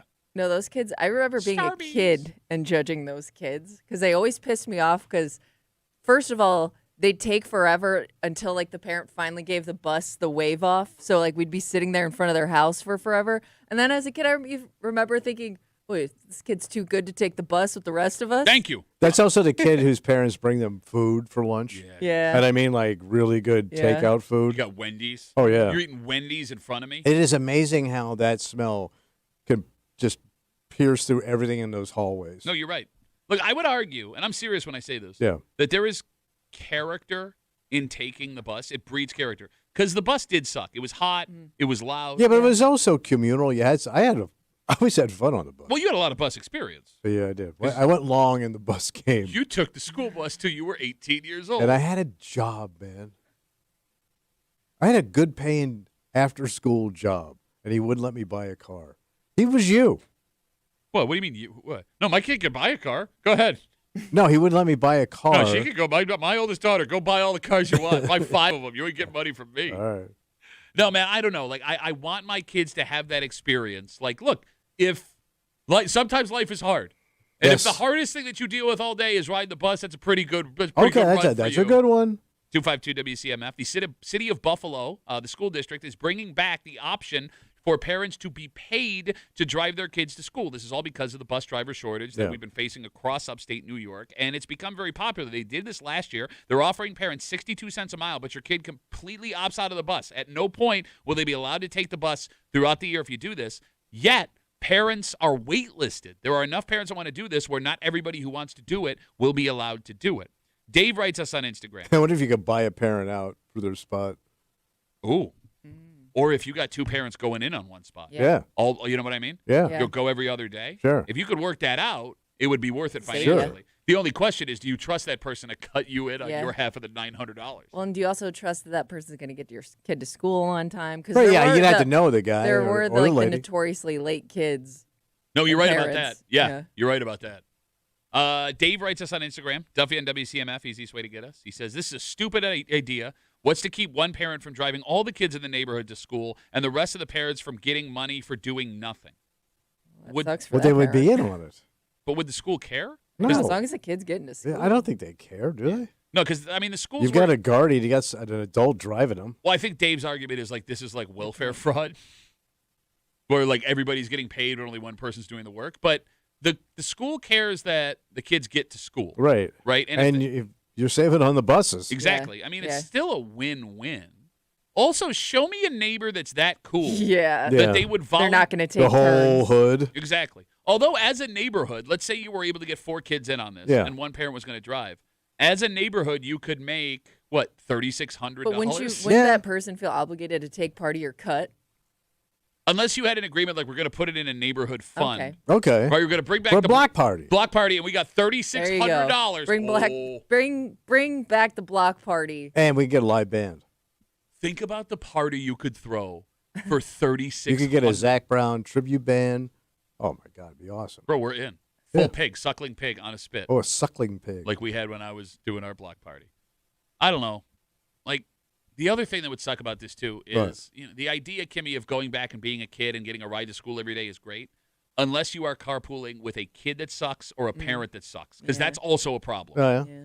Yeah. Because there was always that kid in your neighborhood who, you didn't want to hang out with them. You didn't want to say it to their face. Yeah. Right? The parents were a little bit weird. If you end up in a car to and from school every single day, because don't forget, too, the car is pretty intimate. If you're in someone else's car, you will hear them having conversations that you probably shouldn't be privy to. Yeah. You're going to hear some weird stuff. Yeah, but don't you think, though, like if you grew up in a neighborhood with a lot of those kids, you kind of already know that dynamic. You've been to their house. Those parents have probably yelled at you at one point. I feel like I already knew that about the neighborhood kids, at least then. I don't know now. Dalton writes us an Instagram. Dalton? My mom was a teacher at my school, so she always dropped me off. The first time I took the bus was in 4th grade. I came home and asked my parents, what is a stripper? You do learn a lot on the bus. Oh, yeah. Well, you learn what percentage of things you learn were actually true in the end. Are there parents that don't let their kids take the bus because they're afraid of what they're going to hear on the bus? Maybe. But it's Not a dumb move. well, who is But eventually sheltering? they're going to It hear is. it, whether it's on the bus, in the cafeteria, on the playground. I don't know. I mean, you don't remember like the really bad kids that were on the bus. Oh, Like yeah. I think you do need to experience that too. Oh, I do. I agree with you.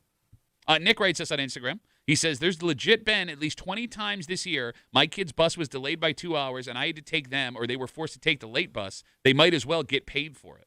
I'm telling you, man, I think if you implemented this in districts across the greater Rochester area, it would work. Yeah. Sell the buses. Yes. What? Get rid of them. Sell the buses. Yeah. No, you have to That's an offer the extreme. opportunity. But Yeah. those goddamn buses are like $500,000 now. Didn't we find out like a bus is like super expensive? Well, it's actually getting more complicated because of the switch potentially to electric buses, Yeah. which has become a big debate. and I think that's like $500,000. Okay, but what I'm saying is you have to offer free busing because there are some families where this just wouldn't I work. got Yeah. it. Yeah. I don't They think can't you make got it work. Yes, I understand there are poor people and working It's not even poor It's- people that can't afford. It's not even a poor thing. Parents with It's stricter people, schedules. all kind of great, good people. Wait, the poor people aren't good people? No, the poor people are great people. Let's take a break. All right. There is a story out in Fairport that could have been very, very bad. Yeah. In fact, the only reason it may have worked out was due to geography, because this house was built in the best possible spot for this emergency to happen. Oh. And, when you are buying a house, if you have the opportunity right Yeah. now, there are lots of things that will go into it, like location, what is near you, what is not near you, what you would like near you. Okay. And I can't tell if having this in your backyard, I mean, for these people, it was a godsend. Yeah. But for everybody else, this would be hell. To have I near your house. Well, look, I kind of know from personal experience. Yeah. We'll get into it next here in the break room on CMF.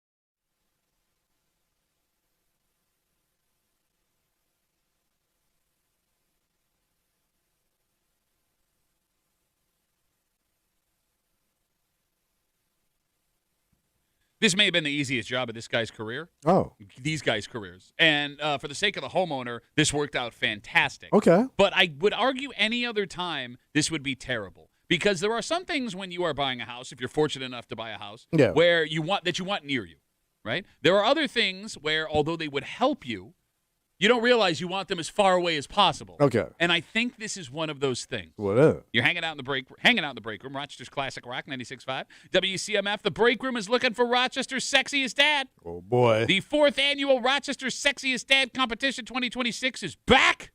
If you think you got the dad bod everyone's looking for, yeah, that's right, you. Visit the contest page at WCMF.com. Upload your photo now for a shot at the title of Rochester's Sexiest Dad. The champion will take home a premium watch valued at over $500. $500 from our good friends at Heritage Jewelers. WCMF.com. Submit your photo, and good luck to all you sexy-ass dads out there from your friends here in the break room on CMF. Over the weekend, the Fairport Fire Department got a call for a garage fire Jesus. on 22 Pleasant Street in the Village. That's so pleasant. What made this great for all involved, Yeah. The address where the fire was is literally in the backyard of Fairport Fire Station 1. Oh. So close, in fact, that the fire itself in the detached garage actually put the firehouse at risk of catching on fire. So they're that close. Yes. All right. The good news. What's the good news? The fire was under control. Looks like everybody's okay. All right. Thank goodness. But the damage to the garage and its surrounding homes may have been little to nothing because it was literally. The boys are right Yeah. there. You got They're it. on It was top of it. yes. Yeah. And thank God that this garage was right behind the fire department because things may have gotten a lot worse. Is living next to the firehouse a genius move or is it a torture move? 252 WCMF. Well, it's got to be loud occasionally. Yeah. In this case, going on. in this case, it's brilliant. Yeah. But in every other case, it sucks hard. Yeah. I lived down the street from the firehouse in Gates when I was growing But up. you also live next to the airport. We could, and we lived No wonder under. your family's so goddamn loud. We also lived under a bowling alley. Bro, the noise and chaos Oh. of living near the fire department is something you and that was never- just your mom visiting. What did that sound like when you were doing it? What's that? What did it sound like? I don't know what your mother sounds like when she's. I thought you were going to do the West Side Siren. Not like sex, you idiot. Yeah, what are you doing? Jesus That's Christ. your mother having sex I with didn't firemen. say sex with firemen. I said your mother was over there. What else would she be doing? Well, yeah, I don't know, bringing him cookies. Why is she? So she's not been Kimmy's husband. No, No, he's a fireman. He doesn't He's a work at fireman. Gates. He's a fireman. He doesn't work at Gates. What happened? Oh, no, I'm uncomfortable. Oh, no, I want to be the one. No, now. you're dragging her I husband want to be the into one it. now. I'm I Kimmy's did not husband. drag your husband I into don't it. know how I got dragged into any I of did this. not drag you into it. He's jealous because he's not knobbing. When you live near a fire department, Yes. that siren, it goes off every time there's a fire. It does not matter what you are doing. If you're sleeping, hanging out, watching TV, Yeah. you hear it. And you never get used to it. And it surprises you every single time because it is effing loud. Yeah. Not to mention, it's going to change the way you drive around your neighborhood because you get fire trucks flying up and down the road. Oh, so you had to stop and wait for them to pull in. You got, yeah, there's Get that back too. in. Yes, you have to get used to sitting for a couple of minutes. I'm not going to lie, it kind of sucks. Yeah. It kind of sucks. And I would argue that goes for living near all first responder buildings. Well, yeah, police department. Yeah. Like you would think that living near a police station would make for lower crime and a greater peace of mind. Yeah. And it probably does. It also alters how everyone would have to live their life on a daily basis because you can't break a single law outside of your home ever. Yeah. Yeah, they're right there. Like you want to do No violations. Yes. Yeah. Like you want to do fireworks this summer? Can't do it. They're right there. If you have an expired inspection or registration, the odds you get busted by a cop just driving around you are going to be higher. Yeah. Buttoned up in your yard. Your family can't have a golf cart or a dirt bike or an ATV because if you drive that around the police department, busted, exactly, baby. right? Like it would be like living in North Korea. Yeah, kind of. Like there is nothing you could do because they will be seeing what you are doing all the time. So my, They I all had, come in handy in your worst moments. Yes, no, you're right. You're right. Yeah. You're, for the worst day of your life, Yeah. it's going to work out great. Yeah. For every other day, it's so I had an apartment right next to a hospital, Yeah. and I didn't even really think about it at first. Okay. It was horrible like that for two reasons: ambulances constantly, Yeah. because it was the only hospital in that area. They also had a helipad, Oh. Double whammy. and so when they land that chopper, it blows all the dirt, dust, everything all over the place. And this was constant. Bro, It is so funny you say that. You do not realize how loud helicopters are. When my daughter had her brain surgery, her room was right next to the helipad at the hospital. Yeah, it's loud. Yes, it would be like 2 o'clock in the morning. I'd be sleeping in a room, and all of a sudden, yeah. It's like the opening of MASH. I had a friend who lived near a hospital, like right next to a hospital. And you're right, like you never get used to the ambulance, like and coming in and out at all times of the night. However, I did see the benefits of it in action because we were at her apartment and a friend of hers was leaning back in his chair, fell backwards, hit the bookshelf, and knocked himself out. Oh. They were there in literally less than 2 minutes. Oh. Like before he even came to. And I was like, well, I guess, it is nice to live next to a hospital and you're emergency situations. All right, so would you argue then the 1 or 2 times you would need the police department, firefighters, first responders is worth all of the inconvenience for the rest of your life? I don't know because they argue that you get used to it. I don't know if I would ever get used to it. Okay. I never got used to the fire department. I did get used to the airport. Yeah, that's true too. Like maybe it just becomes your norm. But the problem is you never know till that happens. So let's say you live there the whole life and you never need those services. Yeah. You never got the benefit. Yeah, no, you're right. There are you almost want to go hurt yourself. Take up a really just dangerous see how quickly hobby. they show up. 252 WCMF. Again, we're talking about a story out in Fairport. A garage fire happened on 22 Pleasant Street in the Village. It worked out great for the fire department. I love the name of that street. Pleasant Street? Yes. It was literally in the backyard of Fairport Fire Station 1. They was so close that the fire itself risked setting the firehouse on fire, according to the story. Everything got put out, and folks are like, oh, thank God they live next to the fire station. And in this example, yes. Yeah. In every other example, no. What are you looking to live near when you buy a house? As far as convenience? If you could pick one thing, I want to live as close as Are possible. you talking about emergency service or just anything? In general. I would say go grocery store. Are you sure? Yeah. You want to live next to a Wegmans? Right next door? Yeah. Yeah, I would take it. Because first of all, they keep their places up. They're never run down. Lights are always on. People always coming in and out. I know. But still, Traffic. Yeah. So we have a mutual friend, bless you, that his house backs up to the Wegmans almost. Okay. There's woods and then the Wegmans. And he could just cut through the woods and walk there. It does his grocery. He built a path for himself. There's nothing suspicious about walking out of the woods to go to Wegmans. They know him. I can't believe you picked grocery store instead of cafe. Yeah, walkable. Coffee shop. Yeah. So the Calkins Road Wegmans has neighborhoods across the street from it. And that looks miserable to me. Why? Well, because every time you want to leave your neighborhood, you have to sit and wait for traffic. 30 people to come out of the Wegmans before you can make a turn or left or right. I just think you walk up and get your stuff. Yeah, I get it. And I guess you would be using that more on a regular basis. So maybe the benefits would outweigh the negatives. You'd also probably spend more money. Yeah. Yeah, but you get with good that type stuff. of convenience. Well, no, but she's right though. Yeah. I'd go there every day. Yeah, wouldn't that be fun? You do that. I know. Already. Yeah, but I got to drive. Oh, we got Instagram messages coming in. Duffy on WCMF. This person asked to be anonymous. He writes, I worked in the city.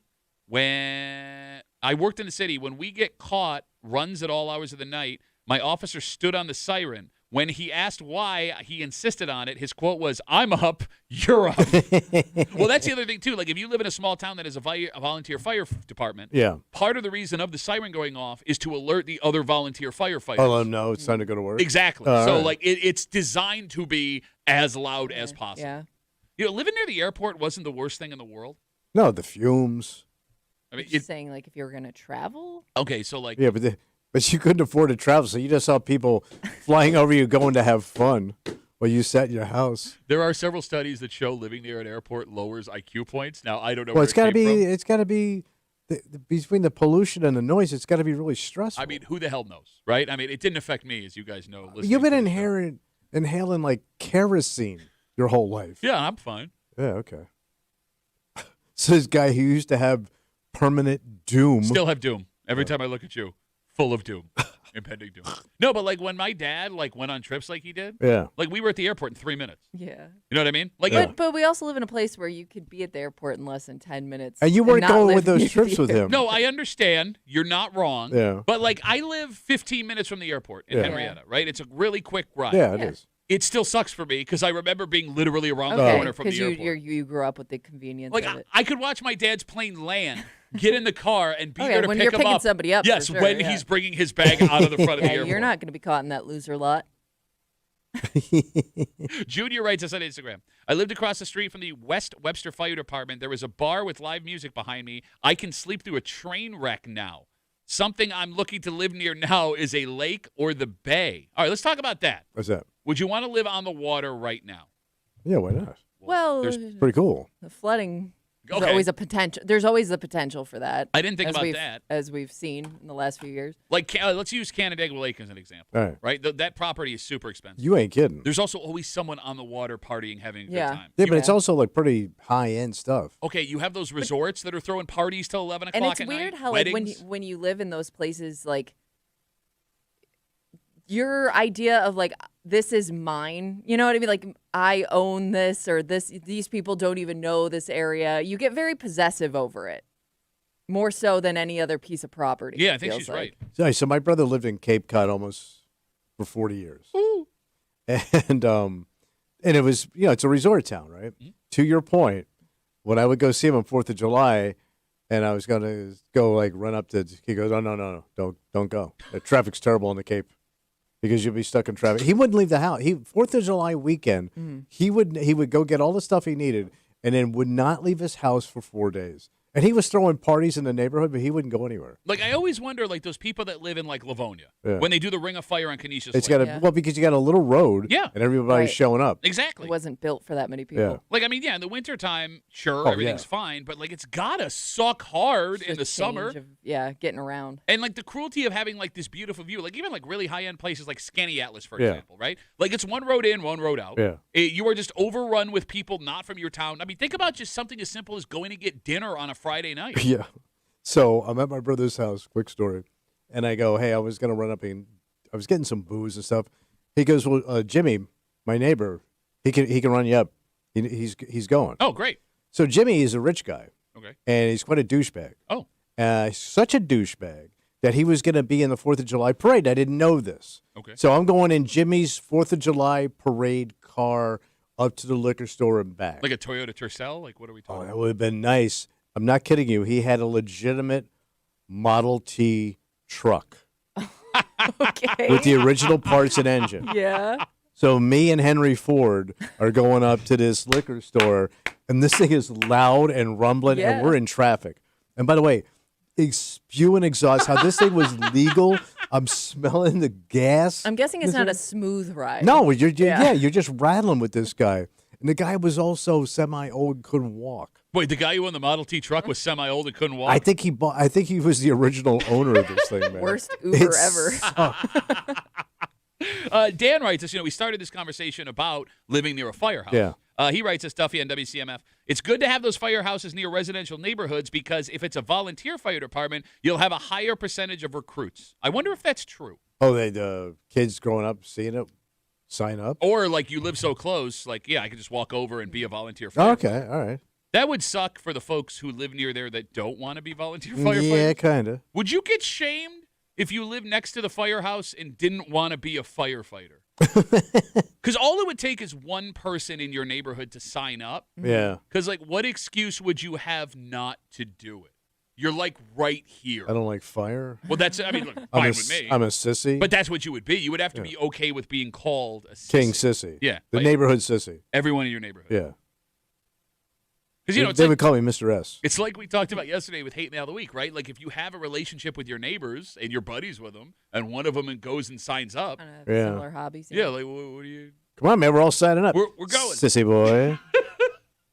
Like, I can't think of one thing I would want to live near. I grew up down the street from Russell's Ice Cream when I was a kid. Oh, and you loved it. That was awesome. Fat Yeah. boy. So ice cream shop that's walkable was cool. Basketball courts park that I had when I was a kid, that was Ooh. cool. Yeah, that would be nice if you got kids. Yeah, but Any like kind of like little rec center. outside of that, So I had a buddy lived in Florida, and he finally did well in life, and he got a house on a golf course, and he loves to play golf. awesome. So he was on the 13th tee. Yeah. Nice. Until. 2 weeks, 2 years the golf course goes bankrupt. Oh. They shut it down, and it just became weeds. Oh, I thought you were gonna say like somebody started hitting his house with golf balls. No. Oh. Like he would go out there at night and play like Yeah. after hours and stuff.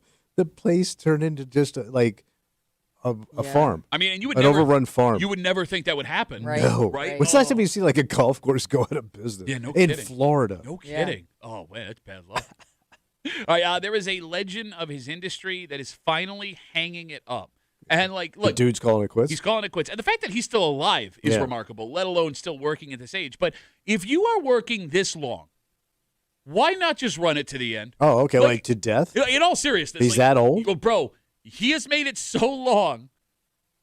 Like, at this point, you got to be afraid you're going to die in the next 6 months simply because you have nothing to do. Oh, We'll tell you what Hollywood legend we are talking about. Yeah. Next, here at the break room. Let's see about.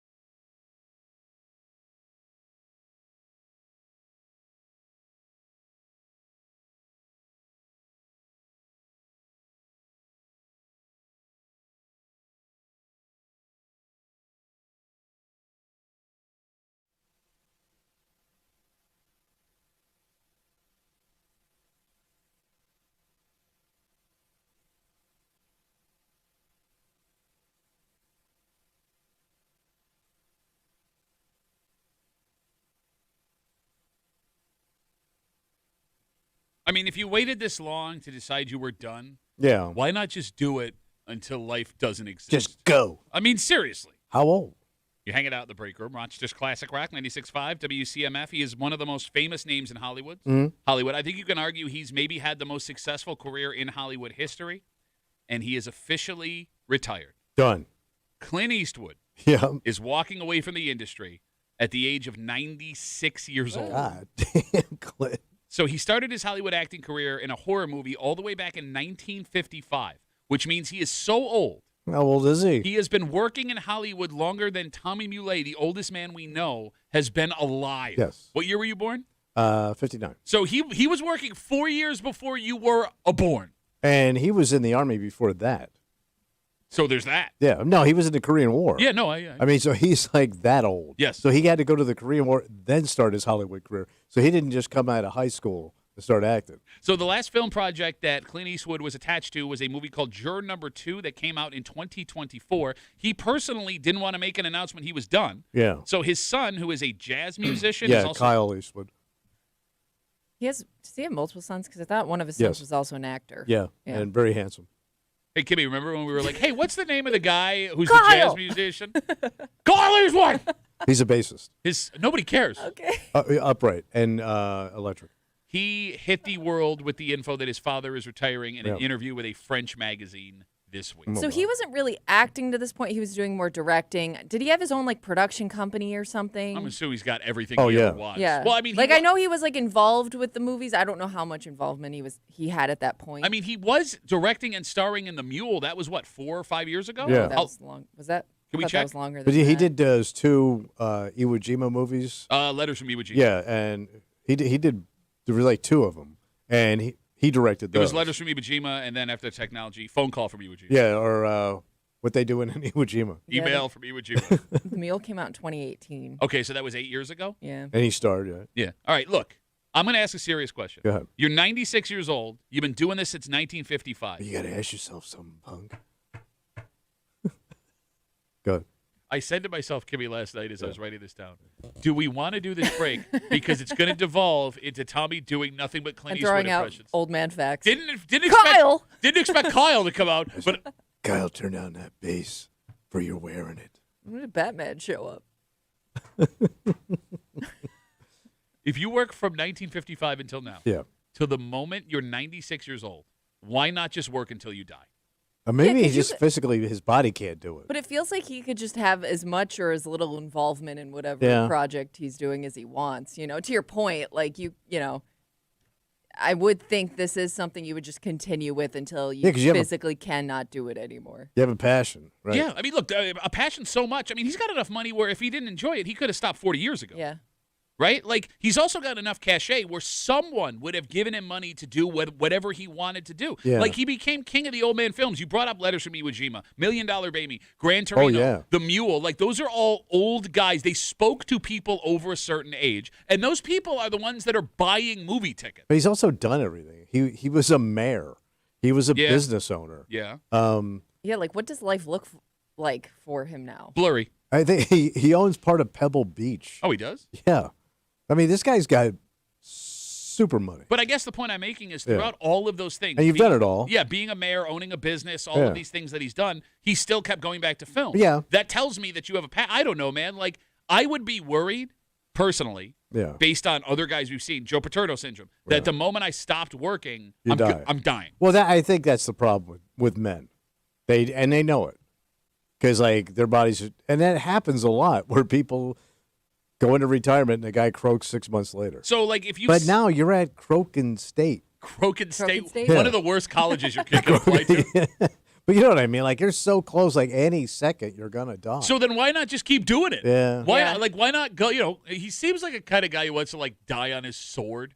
Yeah. So, like, why not go while directing a movie or go, like, starring in a movie? So keep running the camera. We could get my death on film. And I think he's got a crazy wife. Does he? Yeah, because they did a reality show Oh, you with talking him. about Kyle's mom? Mom. Kyle's mom. I don't think he's married right now. Maybe it's a girlfriend. Oh. I was 'Cause he did joking a about reality. He did a reality show for a little while, and she was kind of nuts. Yeah, and Oh, you talking way about younger. Eastbound and Eastwood? So Dina was his last wife, Dina Ruiz. Did he divorce her? They divorced in 2014. Well, yeah, there was that really famous scene of the reality show. What was it? You got to ask yourself. They have a daughter together. She must be pretty young. How old is his youngest daughter? She's in her 60s. My name's Tina Eastwood. You got to ask yourself. You sound like you're doing Catalana. He's got a lot of kids. How many kids does Clint Eastwood have? Hold on. All right. A ton. He's got 8 children. 8 of them. 6 daughters, 2 sons. All right, can we get a gap With from 6 different women. Man, keep it in your pants, Clint. Jesus. Well, he was a handsome guy. Yeah, and I hear he had a Gran Torino. Oh, yeah. Talking about his penis. Can we get an age gap between oldest and youngest? Okay, so the oldest was born in 1954. Wait, his oldest kid is older than Tommy? Yes. 'Cause he was unaware of her existence for a long time, it says. Okay. She reconnected with him in adulthood. All His right. youngest was born in 1996. So that would make them 30 years old. Yep. All right, so you have a 30-year-old and a 70-year-old. Yeah. Holy Kid. crap. And Holy. you're 4 years from being 100. Yeah. 252 WCMF. Yesterday, it was formally announced that Clint Eastwood is retiring from show business at 96 years old. He didn't make the announcement. His son, whose name is Kyle, who plays the stand-up bass we all just discovered. Yeah. He's been in town here. Nobody cares. Shared this Yes, information. What other time would he have been here? I think we all understood that the stand-up bassist was coming for Jazz Fest, unless there was a Kyle Festival I haven't heard He of. also came from Kyle Fest. Kyle Fest? He let the world know in an interview in a French magazine. If I'm Clint Eastwood, Yeah. I want to keep working strictly as an actor to do roles that no one else can do. But nobody wants a 100-year-old person in a film. But that's just it. There are roles you could play What? like, at 100 years old. There are 100-year-old historical figures that no one's been able to play authentically that you could play. Wait, if you could still do it. Yeah. wait, people that lived to be 100? Yeah. Who? That were famous. Kyle Hundreds. Everybody died young back let's then. see. No, I mean, like, there are people that have lived. I mean, you could do a performance. I'm trying to think, like Churchill died when he was 80. You could even. What would Eastwood doing Churchill sound like? Let me tell you something before. Have so many, hold so much. No, see, you got to do. So Okay. few. You got to do the raspy with the English accent. Let me tell you something. Never before. Have so many, hold so much. So you got to ask yourself something, Hitler. Well, do you punk? That was actually Damn. really. I'm impressed by that. You goddamn punk. We got it. Okay. I'm gonna die now. Kyle. Of 100. John Adams lived to be 90. He Oh, could- you play John Adams. Oh, you can play. No, but I mean, you could write a movie about a 100-year-old man that he could authentically play. It would be his actual story. It's my story. Here I am. No, like, okay, did you saw the Clint Eastwood 1 hour ago. you saw The Irishman, Yes. right? What I thought was so great about The Irishman is that Robert De Niro got to play the old gangster as an old gangster. Yeah, and so did Joe Pesci, because Joe Pesci's in his 80s. Played Yes. age-appropriate gangsters. Yes, exactly. Like all those other movies, like you have to age these actors to Yeah. look like like they're Yeah. moving and acting, and I mean, All I right. find that interesting. It's an authentic performance. You could get that at 96 years old from Clint Eastwood, and we've never really seen it before. Like, how many actors have been in films past 95? Like, how old was George Burns when he did Oh God? Oh, he was young. He was like, compared to this, he was like in his 70s or 80s. No, Yeah. I thought he lived to 100. He died shy of 100, but I don't think he was doing films. He anymore. wasn't in the pictures. Yeah, picture show. How old was Milton Berle when he was done? I think he again was in his 80s. Kimmy, can we Google how old Milton Berle was when he died? Really entertaining radio for 2026. How old was Milton Berle and George Burns? Let's talk about the Marx Brothers. One of the biggest cranks in Hollywood. Yeah, everybody knows. I heard it from Kyle. 93. At Kyle Fest.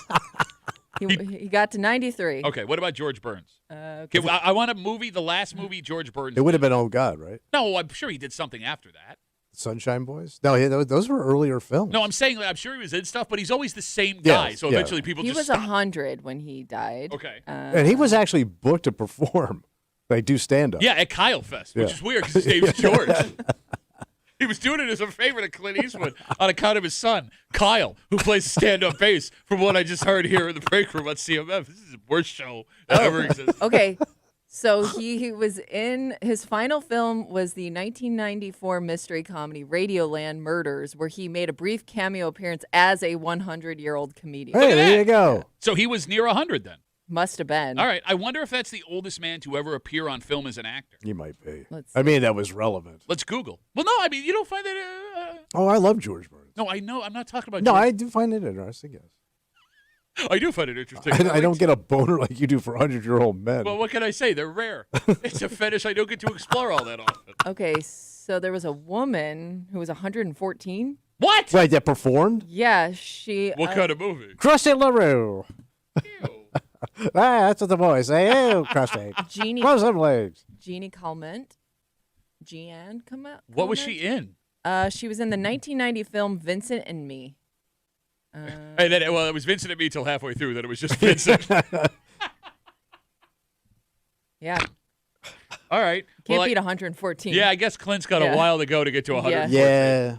All right, let's take a break. Okay. Let's go from super old to super young. Oh, all right. Because what Kimmy is going to describe here, I've heard other people doing this before. Yeah. And I didn't know this has become such like a, I guess, controversial thing. Yeah, I think the person I know seemed to be a little hesitant to do this. Like their kid wants to do this and they want to support them doing this, but they don't know how it looks to other people. Okay, because I don't know. I would think a kid being active in this way, Yeah, everyone would you just applaud. don't see it that much. Yeah, I mean, but are we not seeing it that much because folks are saying they shouldn't do I don't know. this? We'll tell you Okay. what this young person, adult style, has decided they want to do. Starring Krusty LaRue. Get into it next here in the break room on CMF.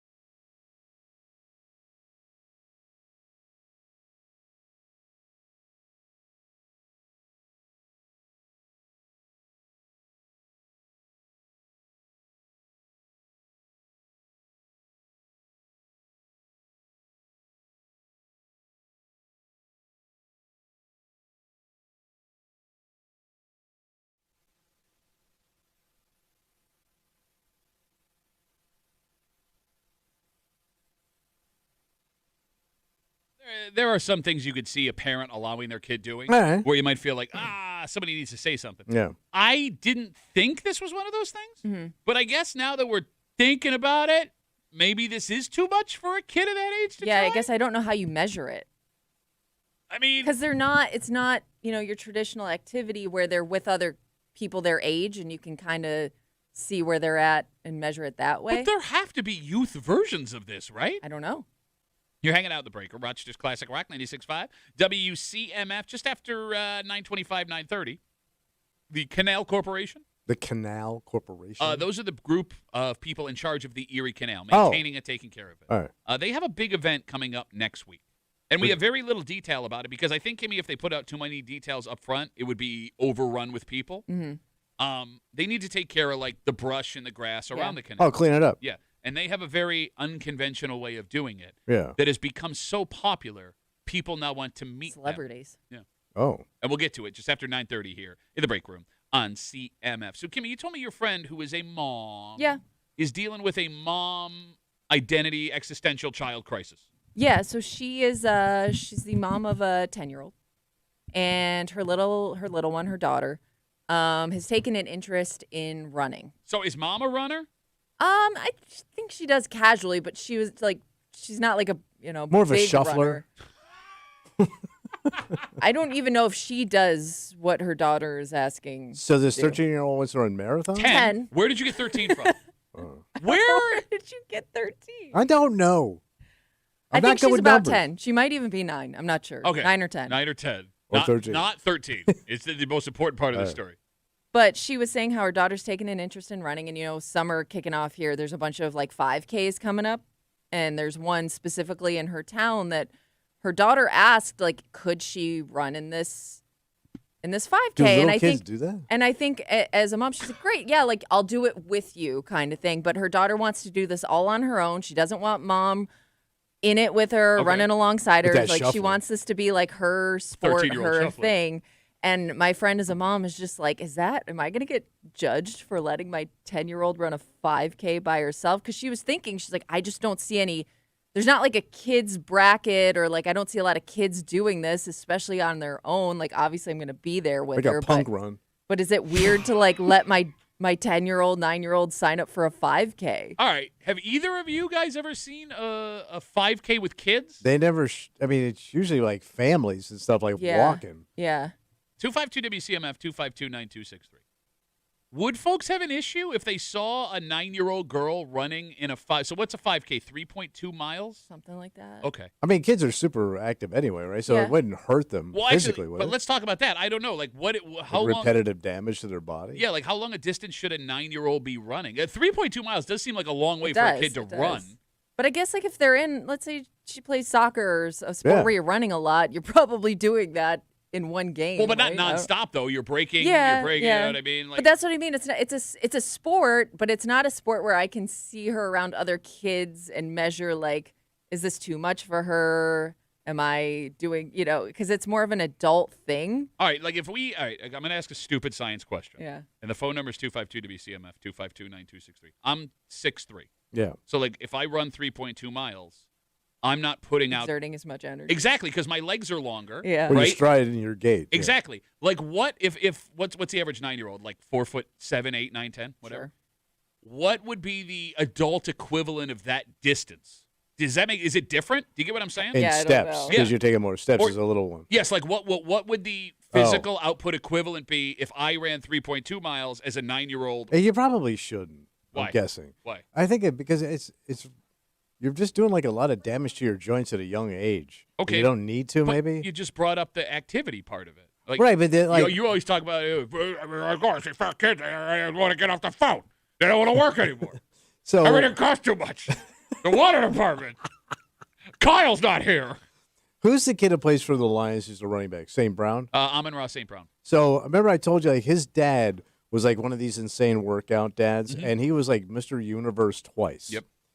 When that kid was young, a little kid, he had those boys lifting weights. Okay. As tykes in the garage, set up a gym, benching, doing curls, all that stuff. And it looked disturbing to me to see a little kid working out like a bodybuilder. So your argument is don't let your kids do that because you don't want them to be NFL millionaires. Yes. Could you have picked a worse argument that No, you were but trying to make? I just think You know that looks famous weird. guy who just signed a $100 million contract? Well, I don't think do that's that. because- Don't do that. But don't you think that's weird? And then a little bit, if your neighbor all of a sudden you put out a weight bench and they're working out like they're in a prison yard doing curls at like 6. Yeah, no, I agree with you. I would like argue. getting ripped at 6. No, look, yes, I would argue like watching a 9-year-old bench press heavy weight would also bother me. It's but probably not healthy. But I don't know if running a It's 5K, repetitive. No, I get it, but I don't know if running a 5K, I see that in the same light. But you could look at so look at the normal kids sports Yeah. that kids play. That also does damage to their bodies later in life. But right? I think okay, fine. So now you're adding distance running to the other things that they're probably going to do as young people. But again, I think you're accidentally arguing against your own point because, yes, you're Pretty right. talented. Didn't even know I was doing it. No, like my daughter plays hockey, right? Right. My other daughter plays tennis. They are doing it year-round, Yeah. all the time. And it's a lot of strain on their body. And Lord knows what that's what the It could consequences bother them when they get older. I wonder if a distance run is less strenuous than what the average kid athlete is doing. I Practicing. just think all that pounding on it, Yeah, I mean, look, I don't disagree with you, but then again, I'm almost 40. That affects my joints differently than maybe it would affect a 9-year-old. Yeah, but you played football, you boxed. Yeah, no, look, my body's a tire fire right now. Let's not even start with your face and teeth. But maybe. Well, I was running using my teeth. Those competitive eating you were doing at your parents' house. Oh, no, I was. I'm the 4-time pie eating champion at Aquinas. That's a legitimate thing. 252 WCMF. Kimmy's friend, she's got a, 9-10-year-old daughter. The little one all of a sudden wants to run a 5K, and mom's like, okay, I'll do it with you. And she's like, no, I want to do it all by myself. And the mom is now afraid of being judged. And we're trying to figure out, the scientific minds that we are, if this is something that is a good or a bad thing. Let's talk to Matt. Hey, Matt, how are you, buddy? Hey, how you doing, guys? Good, Matt. Hey, Matt, could you spit out the ham sandwich? We're trying to do a radio show. Sorry, I got some mucus. I got a 6 and an 8-year-old, and they've been in Master Kim's Taekwondo for 2.5 and 3.5 years, and the last 2 years they've been running the 1 mile. Last year they both hit the 1 mile at 5 and 7 years old at 7 minutes and about 10 seconds. Damn. I don't really think, run country as a hobby or anything. Like, it's not. They're just active kids. I don't think it's actually absurd that what you guys are talking about, or what Kimmy's friend's talking about there. So well, I mean, look, this would be 3 times what your kid is running, 3.2 something miles, right?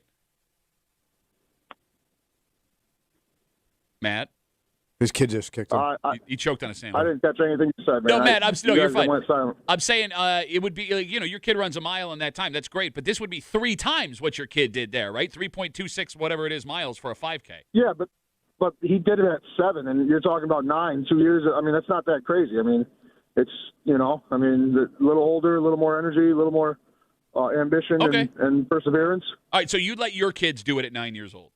My son is begging me to sign him up for the 5K this year. Okay. Are you going to run it with him, Matt, or do you have too many sandwiches to munch on? No, man, I'm too fat.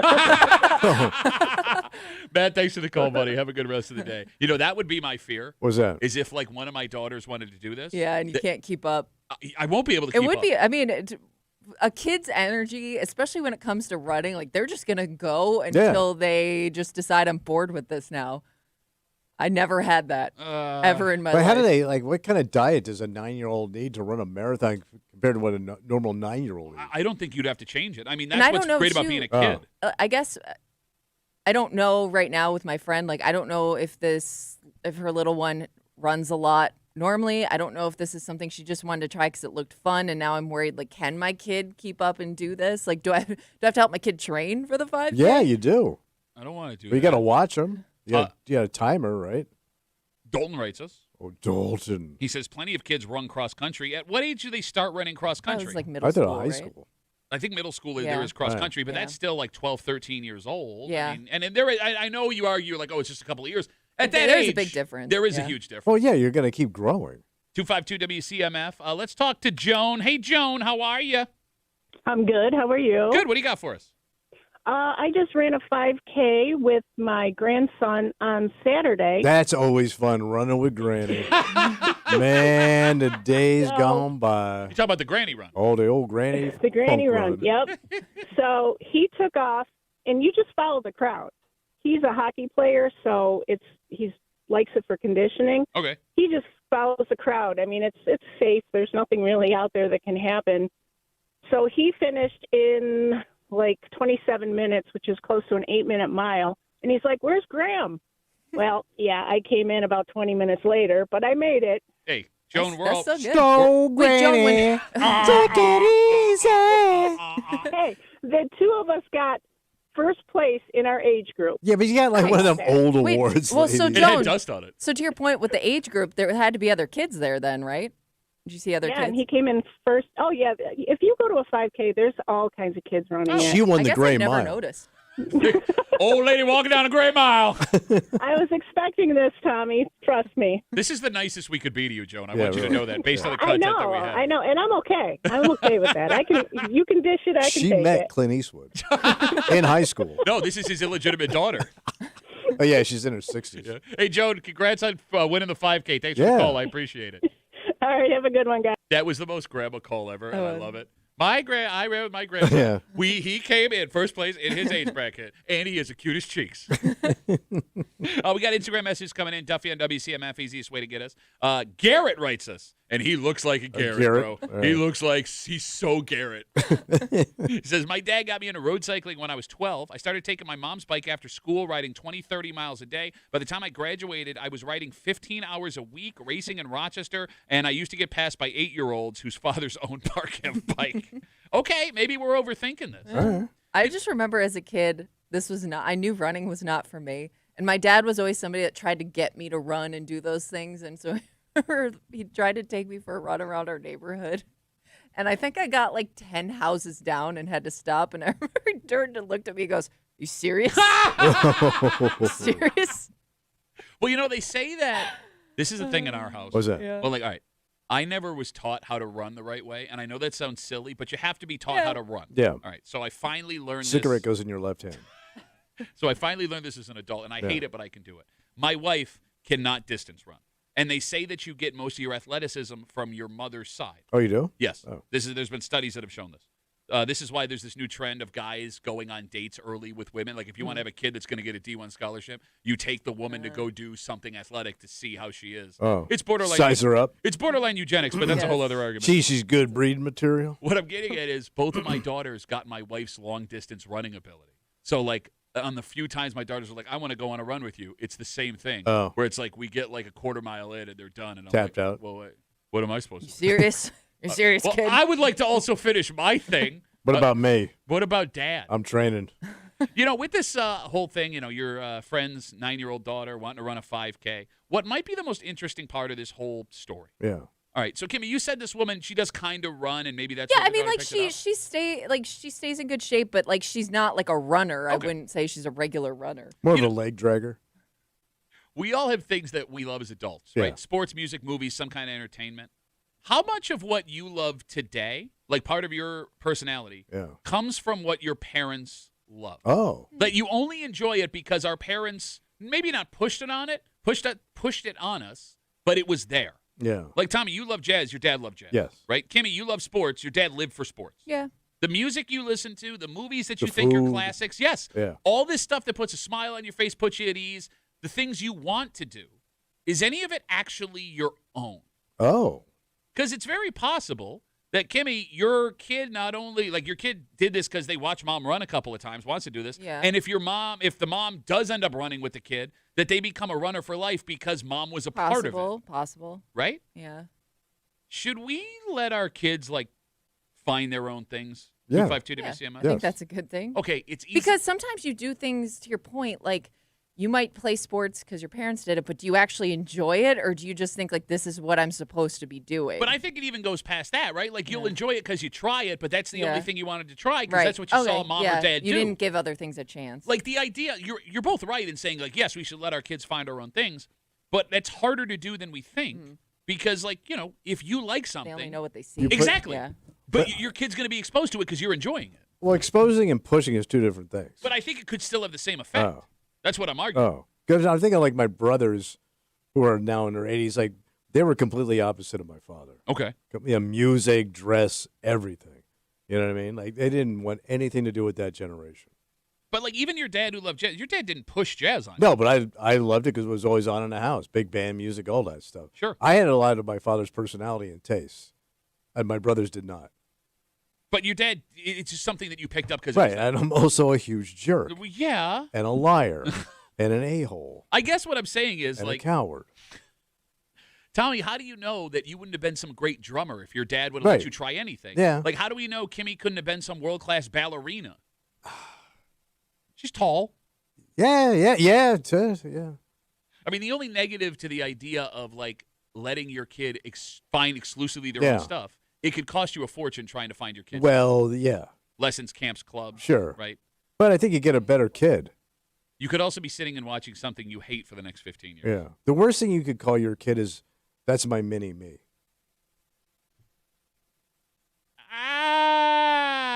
You're going to piss off a lot of parents. I know, but I don't care. I don't care, man.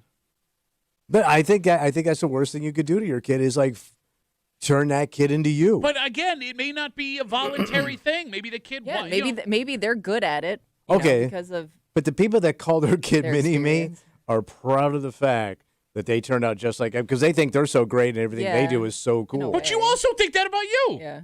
Yeah, but I never had kids. I never made a mini-me. If you made a mini you, it would actually be a normal size you. That's my normal size me. Going back to the run at 252 WCMF, let's talk to Carl. Hey, Carl, how are you, buddy? Great. How you guys doing? Good, man. What's up? Hey, I've been running pretty much a lot of races around the Rochester area, and I've seen plenty of young kids run. The only problem with them is, like, maybe what you said was they don't know how to run. They'll run real fast, then they'll stop and walk, and then they'll run fast, and they'll stop and walk.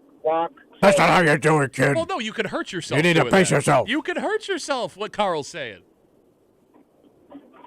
They just don't know how to do it correctly. They need to learn. Carl, do you go up to those kids and go, let me tell you how to do it? Carl's here. I'm going to show you how to run the way I'm supposed to run. No, I don't. All right. I just figure they'll learn eventually. All right, Carl, great call, buddy. Thank you. Have a I'm good run. concerned, but I'm not going to step in.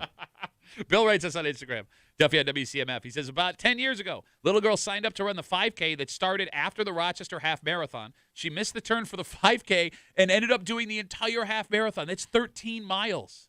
Nobody noticed? He says runners along the way found out she was running alone, made a circle around her to keep her safe, and let her finish. It was a big story on the news. Oh. She accidentally ran 13 miles. Wow. I'm jealous of that kid. And she did it. God. I But know. again, I don't know if Didn't that's... do it the right way, though. Well, is that a good thing for a You kid? need to read the signs and the directions. Like, I do wonder, like, this doesn't apply to you because you never did anything physical. Kimmy, Yeah. like, Mama. You're doing it wrong. you're not doing your mom the right way. More hips. Kimmy, is your body broken from sports that you played, or did you make it out okay? I mean, How's your I body, think I'm Kimmy? okay. I know. I love this segment. How's your body, Kimmy? I don't think I took sports seriously enough. Okay. It's not like I did hard training in the off season. Put Certain it that focus. way. Your husband's body, is it broken because of Oh sports? yeah, I mean he's probably Broken had every night. concussions. His spirit, his Oh appetite. my god! I know you're not wearing your hearing aids today, but shut up. Quick sidebar, Kimmy's Tommy forgot to wear his hearing aids today. Yes. And all day we've been having conversations with him that he doesn't realize he's having. I can't hear. What? What I'm getting at is, What's that? like, I don't know what it's like to have a normal adult body because of all the sports I played growing up. Like, I have so many things that hurt all Well, the and you time. also continued to play them when you probably shouldn't have been playing them. And you're also a And big person. And you were seriously fat. competitive. Yeah. You try to be competitive fat guy, too, which really damaged your joints. He's also been competitive skinny guy. Yeah, 'Cause but he did did that a whole lot boxing of thing. He did a lot of chubby joint damage.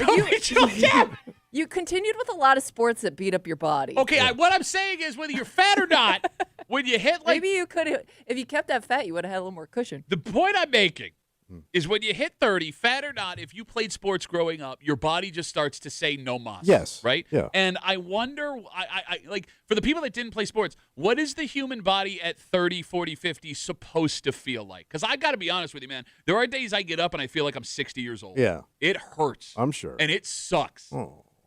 Pat, I worked out too hard to do my kettlebell. My big old body hurts. The point I'm getting at What's is the point you're going to make? I love sports. Yeah. And I love the lessons that I got from playing sports and all the friends that I made. And, I'm competitive, Yeah. so it feeds that. But, like, what's the better way? Is it to have that and the lessons along the way and have your body just become like an empty falling down house?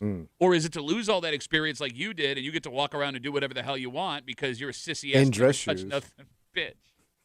In loud shirts. You look like you're about to go bowling at Liberace's house. That would be so cool. You know, he was a really good bowler. Get the hell out of here. He sponsored a league in Vegas. He did. Oh, really? The Liberace bowling? Yes. Him and Don Carter were good friends. With Clint Eastwood. I think we set a record for names nobody knows. You brought up Liberace. Yeah, I couldn't think of anyone else who those shoes would be appropriate for. Little Richard, Elton John, you get where I'm going. All cool guys. There's a piano and flamboyancy involved. Let's take a break. You want to talk about cool? Yeah. These are cool. So cool, in fact, that these things that existed just for function have become legitimate celebrities. And there will be an event somewhere in our area coming up next week for folks to line up and meet them. Oh. We'll tell you who we're talking about. Excuse me, what we're talking about next here at the Break Room on WCMF.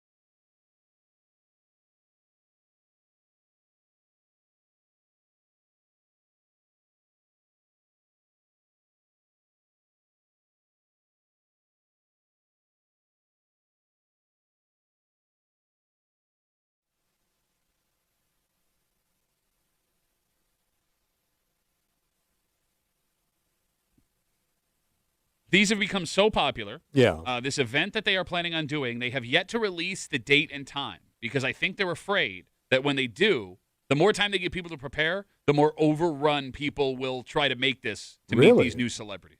Can't wait to hear. You're hanging out in the break room, Rochester's Classic Rock 96.5, WCMF. We'll jump right into it. Yeah. Are you familiar with the Erie Canal Corporation? No, I am not. That is the group who is tasked with keeping the canal together. Okay. They got to maintain it. They got to maintain the areas around it.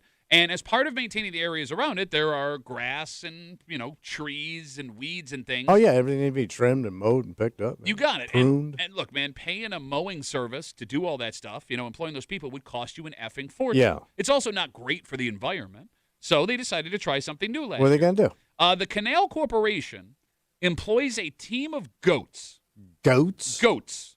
And the canal employed goats exist to, quote, manage vegetation around the waterway.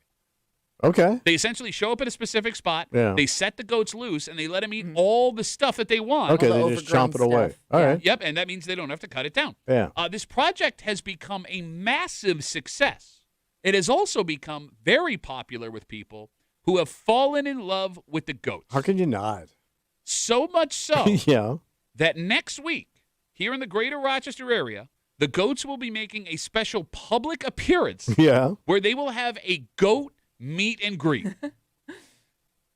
There must be that many people trying to see them, right? Yeah. Otherwise, you would. There has to be a demand for this. You can meet the canal goats. So these animals Yes. that eat vegetation Yes. and crap outside publicly Yes. are more popular than this show. 100%. They're actually going to be. When's the last time we've done an appearance? No, you're right. The goats will be at Bill Gray's every Sunday this upcoming football season to watch the game. So where are they going to be? So that's the funny part. Right now, they have not released details about where the goats are going to be. We know it will be Tuesday, June 9th, but that's the only information we have. And I'm going to guess right now, and I'm serious when I say this. Yeah. They are going to wait as long as possible to tell you where they're going to be because they're afraid of how many people are going to show up to try and meet the goats. When do they drop in their calendar? You would buy that calendar. The goats of the canal. Tell me that wouldn't sell. That would sell. Well, no, they got in trouble a couple of years ago because a few of them were just kids. I get it. I think that just kind of What? bad. That's a sheep, you idiot. What do goats do? Meh! Yeah, they scream. Yeah. Oh, they It's do? a very off-putting. Oh. I would like to thank you for making a worse joke than I did. You guys in on going to meet the goats? I would. If they're on the canal, I definitely want to see them. Would you take time out of your day to go, like if I knew they were chewing on the canal. Yeah, it's between 4 and 6. They're going to be a walking distance from your house. Would you go meet the goats? Yes. I'm going to go see them. You never leave the house for anything. Yeah, I know. And you're going to go look at the goats. But this is important. What are you going to do when you get to the goats? They're adorable. You going to take a picture with the goats? Ooh. No, I don't want to bother them when they're working. Well, no, I would assume the meet and greet exists so people can take pictures with the goats. I wouldn't go to the meet and greet. I would go to see. If they were on the canal by my house, I would go. And I could walk to the canal. I think that's more pathetic that you'd rather watch them work than actually meet the goats. I like a working goat. Kimmy? Yeah. Are you in on the goat meet and greet? Not my favorite farm animal. I mean, baby goats are adorable. Yeah, baby goat's cute. Just a regular goat. Grown ass, grumpy ass man goat. Are there cows cool, pigs cool, goats? Really? Yeah. I would argue that the goat Any is baby animal I'm in, but grown ass goat. Grown ass goat. I would argue that goats have become the most popular petting zoo animal. My Instagram feed is just slammed with Don't goats. they do goat yoga? Yeah. Yeah, but it's usually Goga. baby goats though. Well, yeah, you can't do adult goats. You're not gonna adult goats. You're going to get sodomized. Oh. Yeah, they jump on top of you. Do they really? No, you idiot. Let's leave your fantasies out of this. Dan sent us a picture that the the Eastman Museum is also using this program. They have fenced-in goats and a sign that says "Goatscaping in progress." Oh wait, so they just release them into the yard? Yeah, goats managing poison ivy. Look, but Goats don't get touch. pretty big too. Bro, for somebody like you that hates to do yard work, you should go get yourself a goat. Well, no, because then I got to take care of an effing goat. They probably you don't have to feed them. Okay. Yeah, just kind of let them out. All right, so goats are loud. They are? Yeah. They're screaming? Yeah, and like there have been stories where people have called 911 thinking that there was a man person. trapped, and it Oh. turns out that their neighbor had a goat. I don't want to deal with because what do you do with the goat in the wintertime? Oh, I think.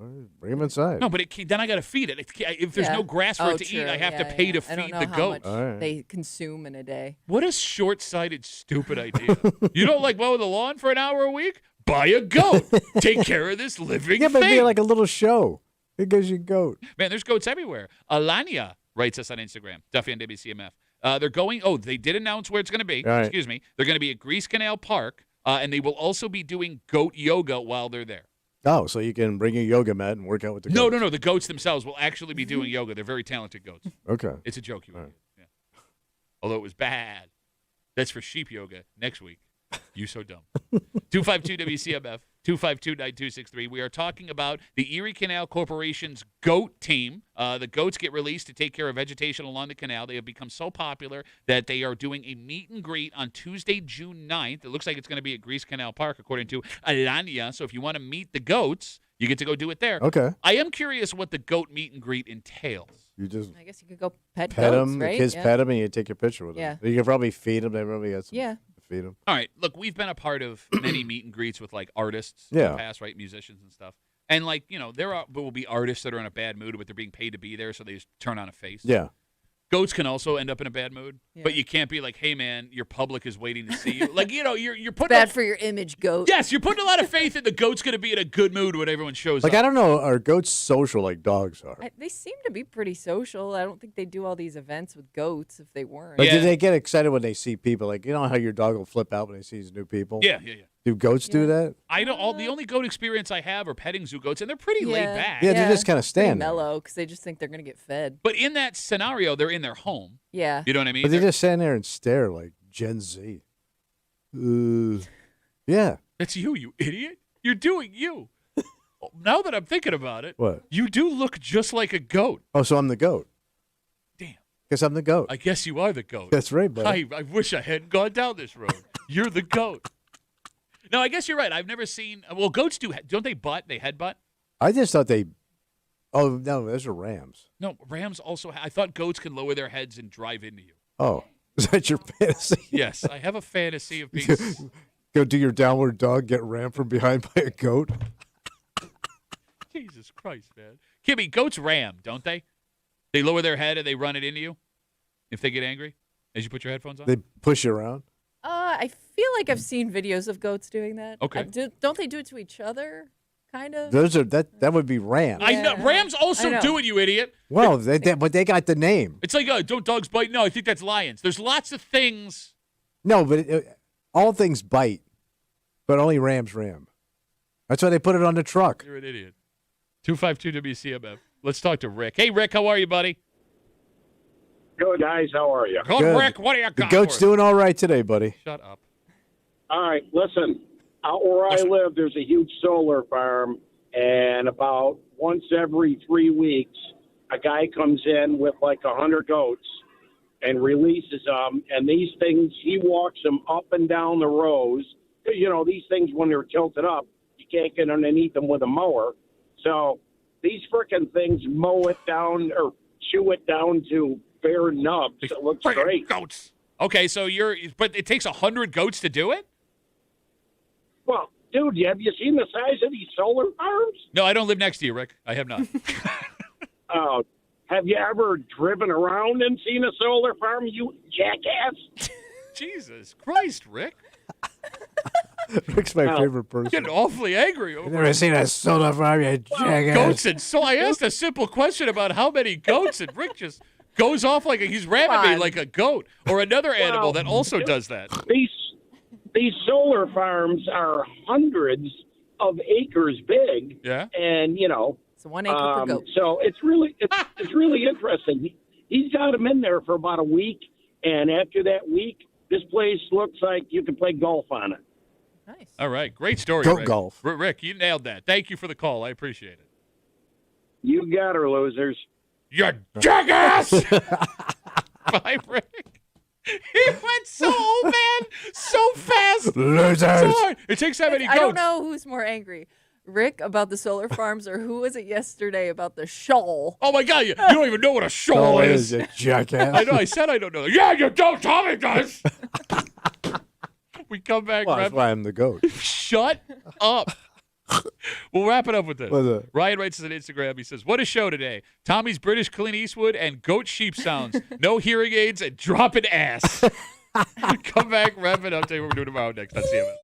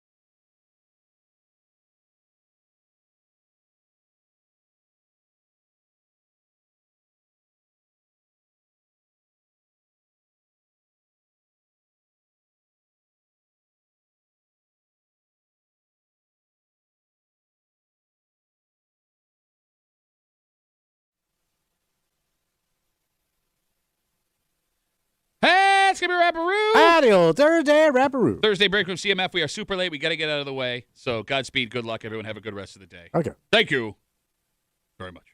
Good night. Good luck. Oh, look at you. Yeah, we're trying to do all the oldest references Yes, we possible are. in one show this morning. For Kimmy? Yep. Who not interested in goats? You know, if it's there, I'll be like, oh, cool, that's a goat. But I'm not going out of my way to see the goat. More hard-hitting takes like that. For Tommy Muley, who will leave his house. I'm not saying it. I'm not going to say it. Yeah, what? No, I'm not going to say it. Say it. No. What? I'm not leaving my house?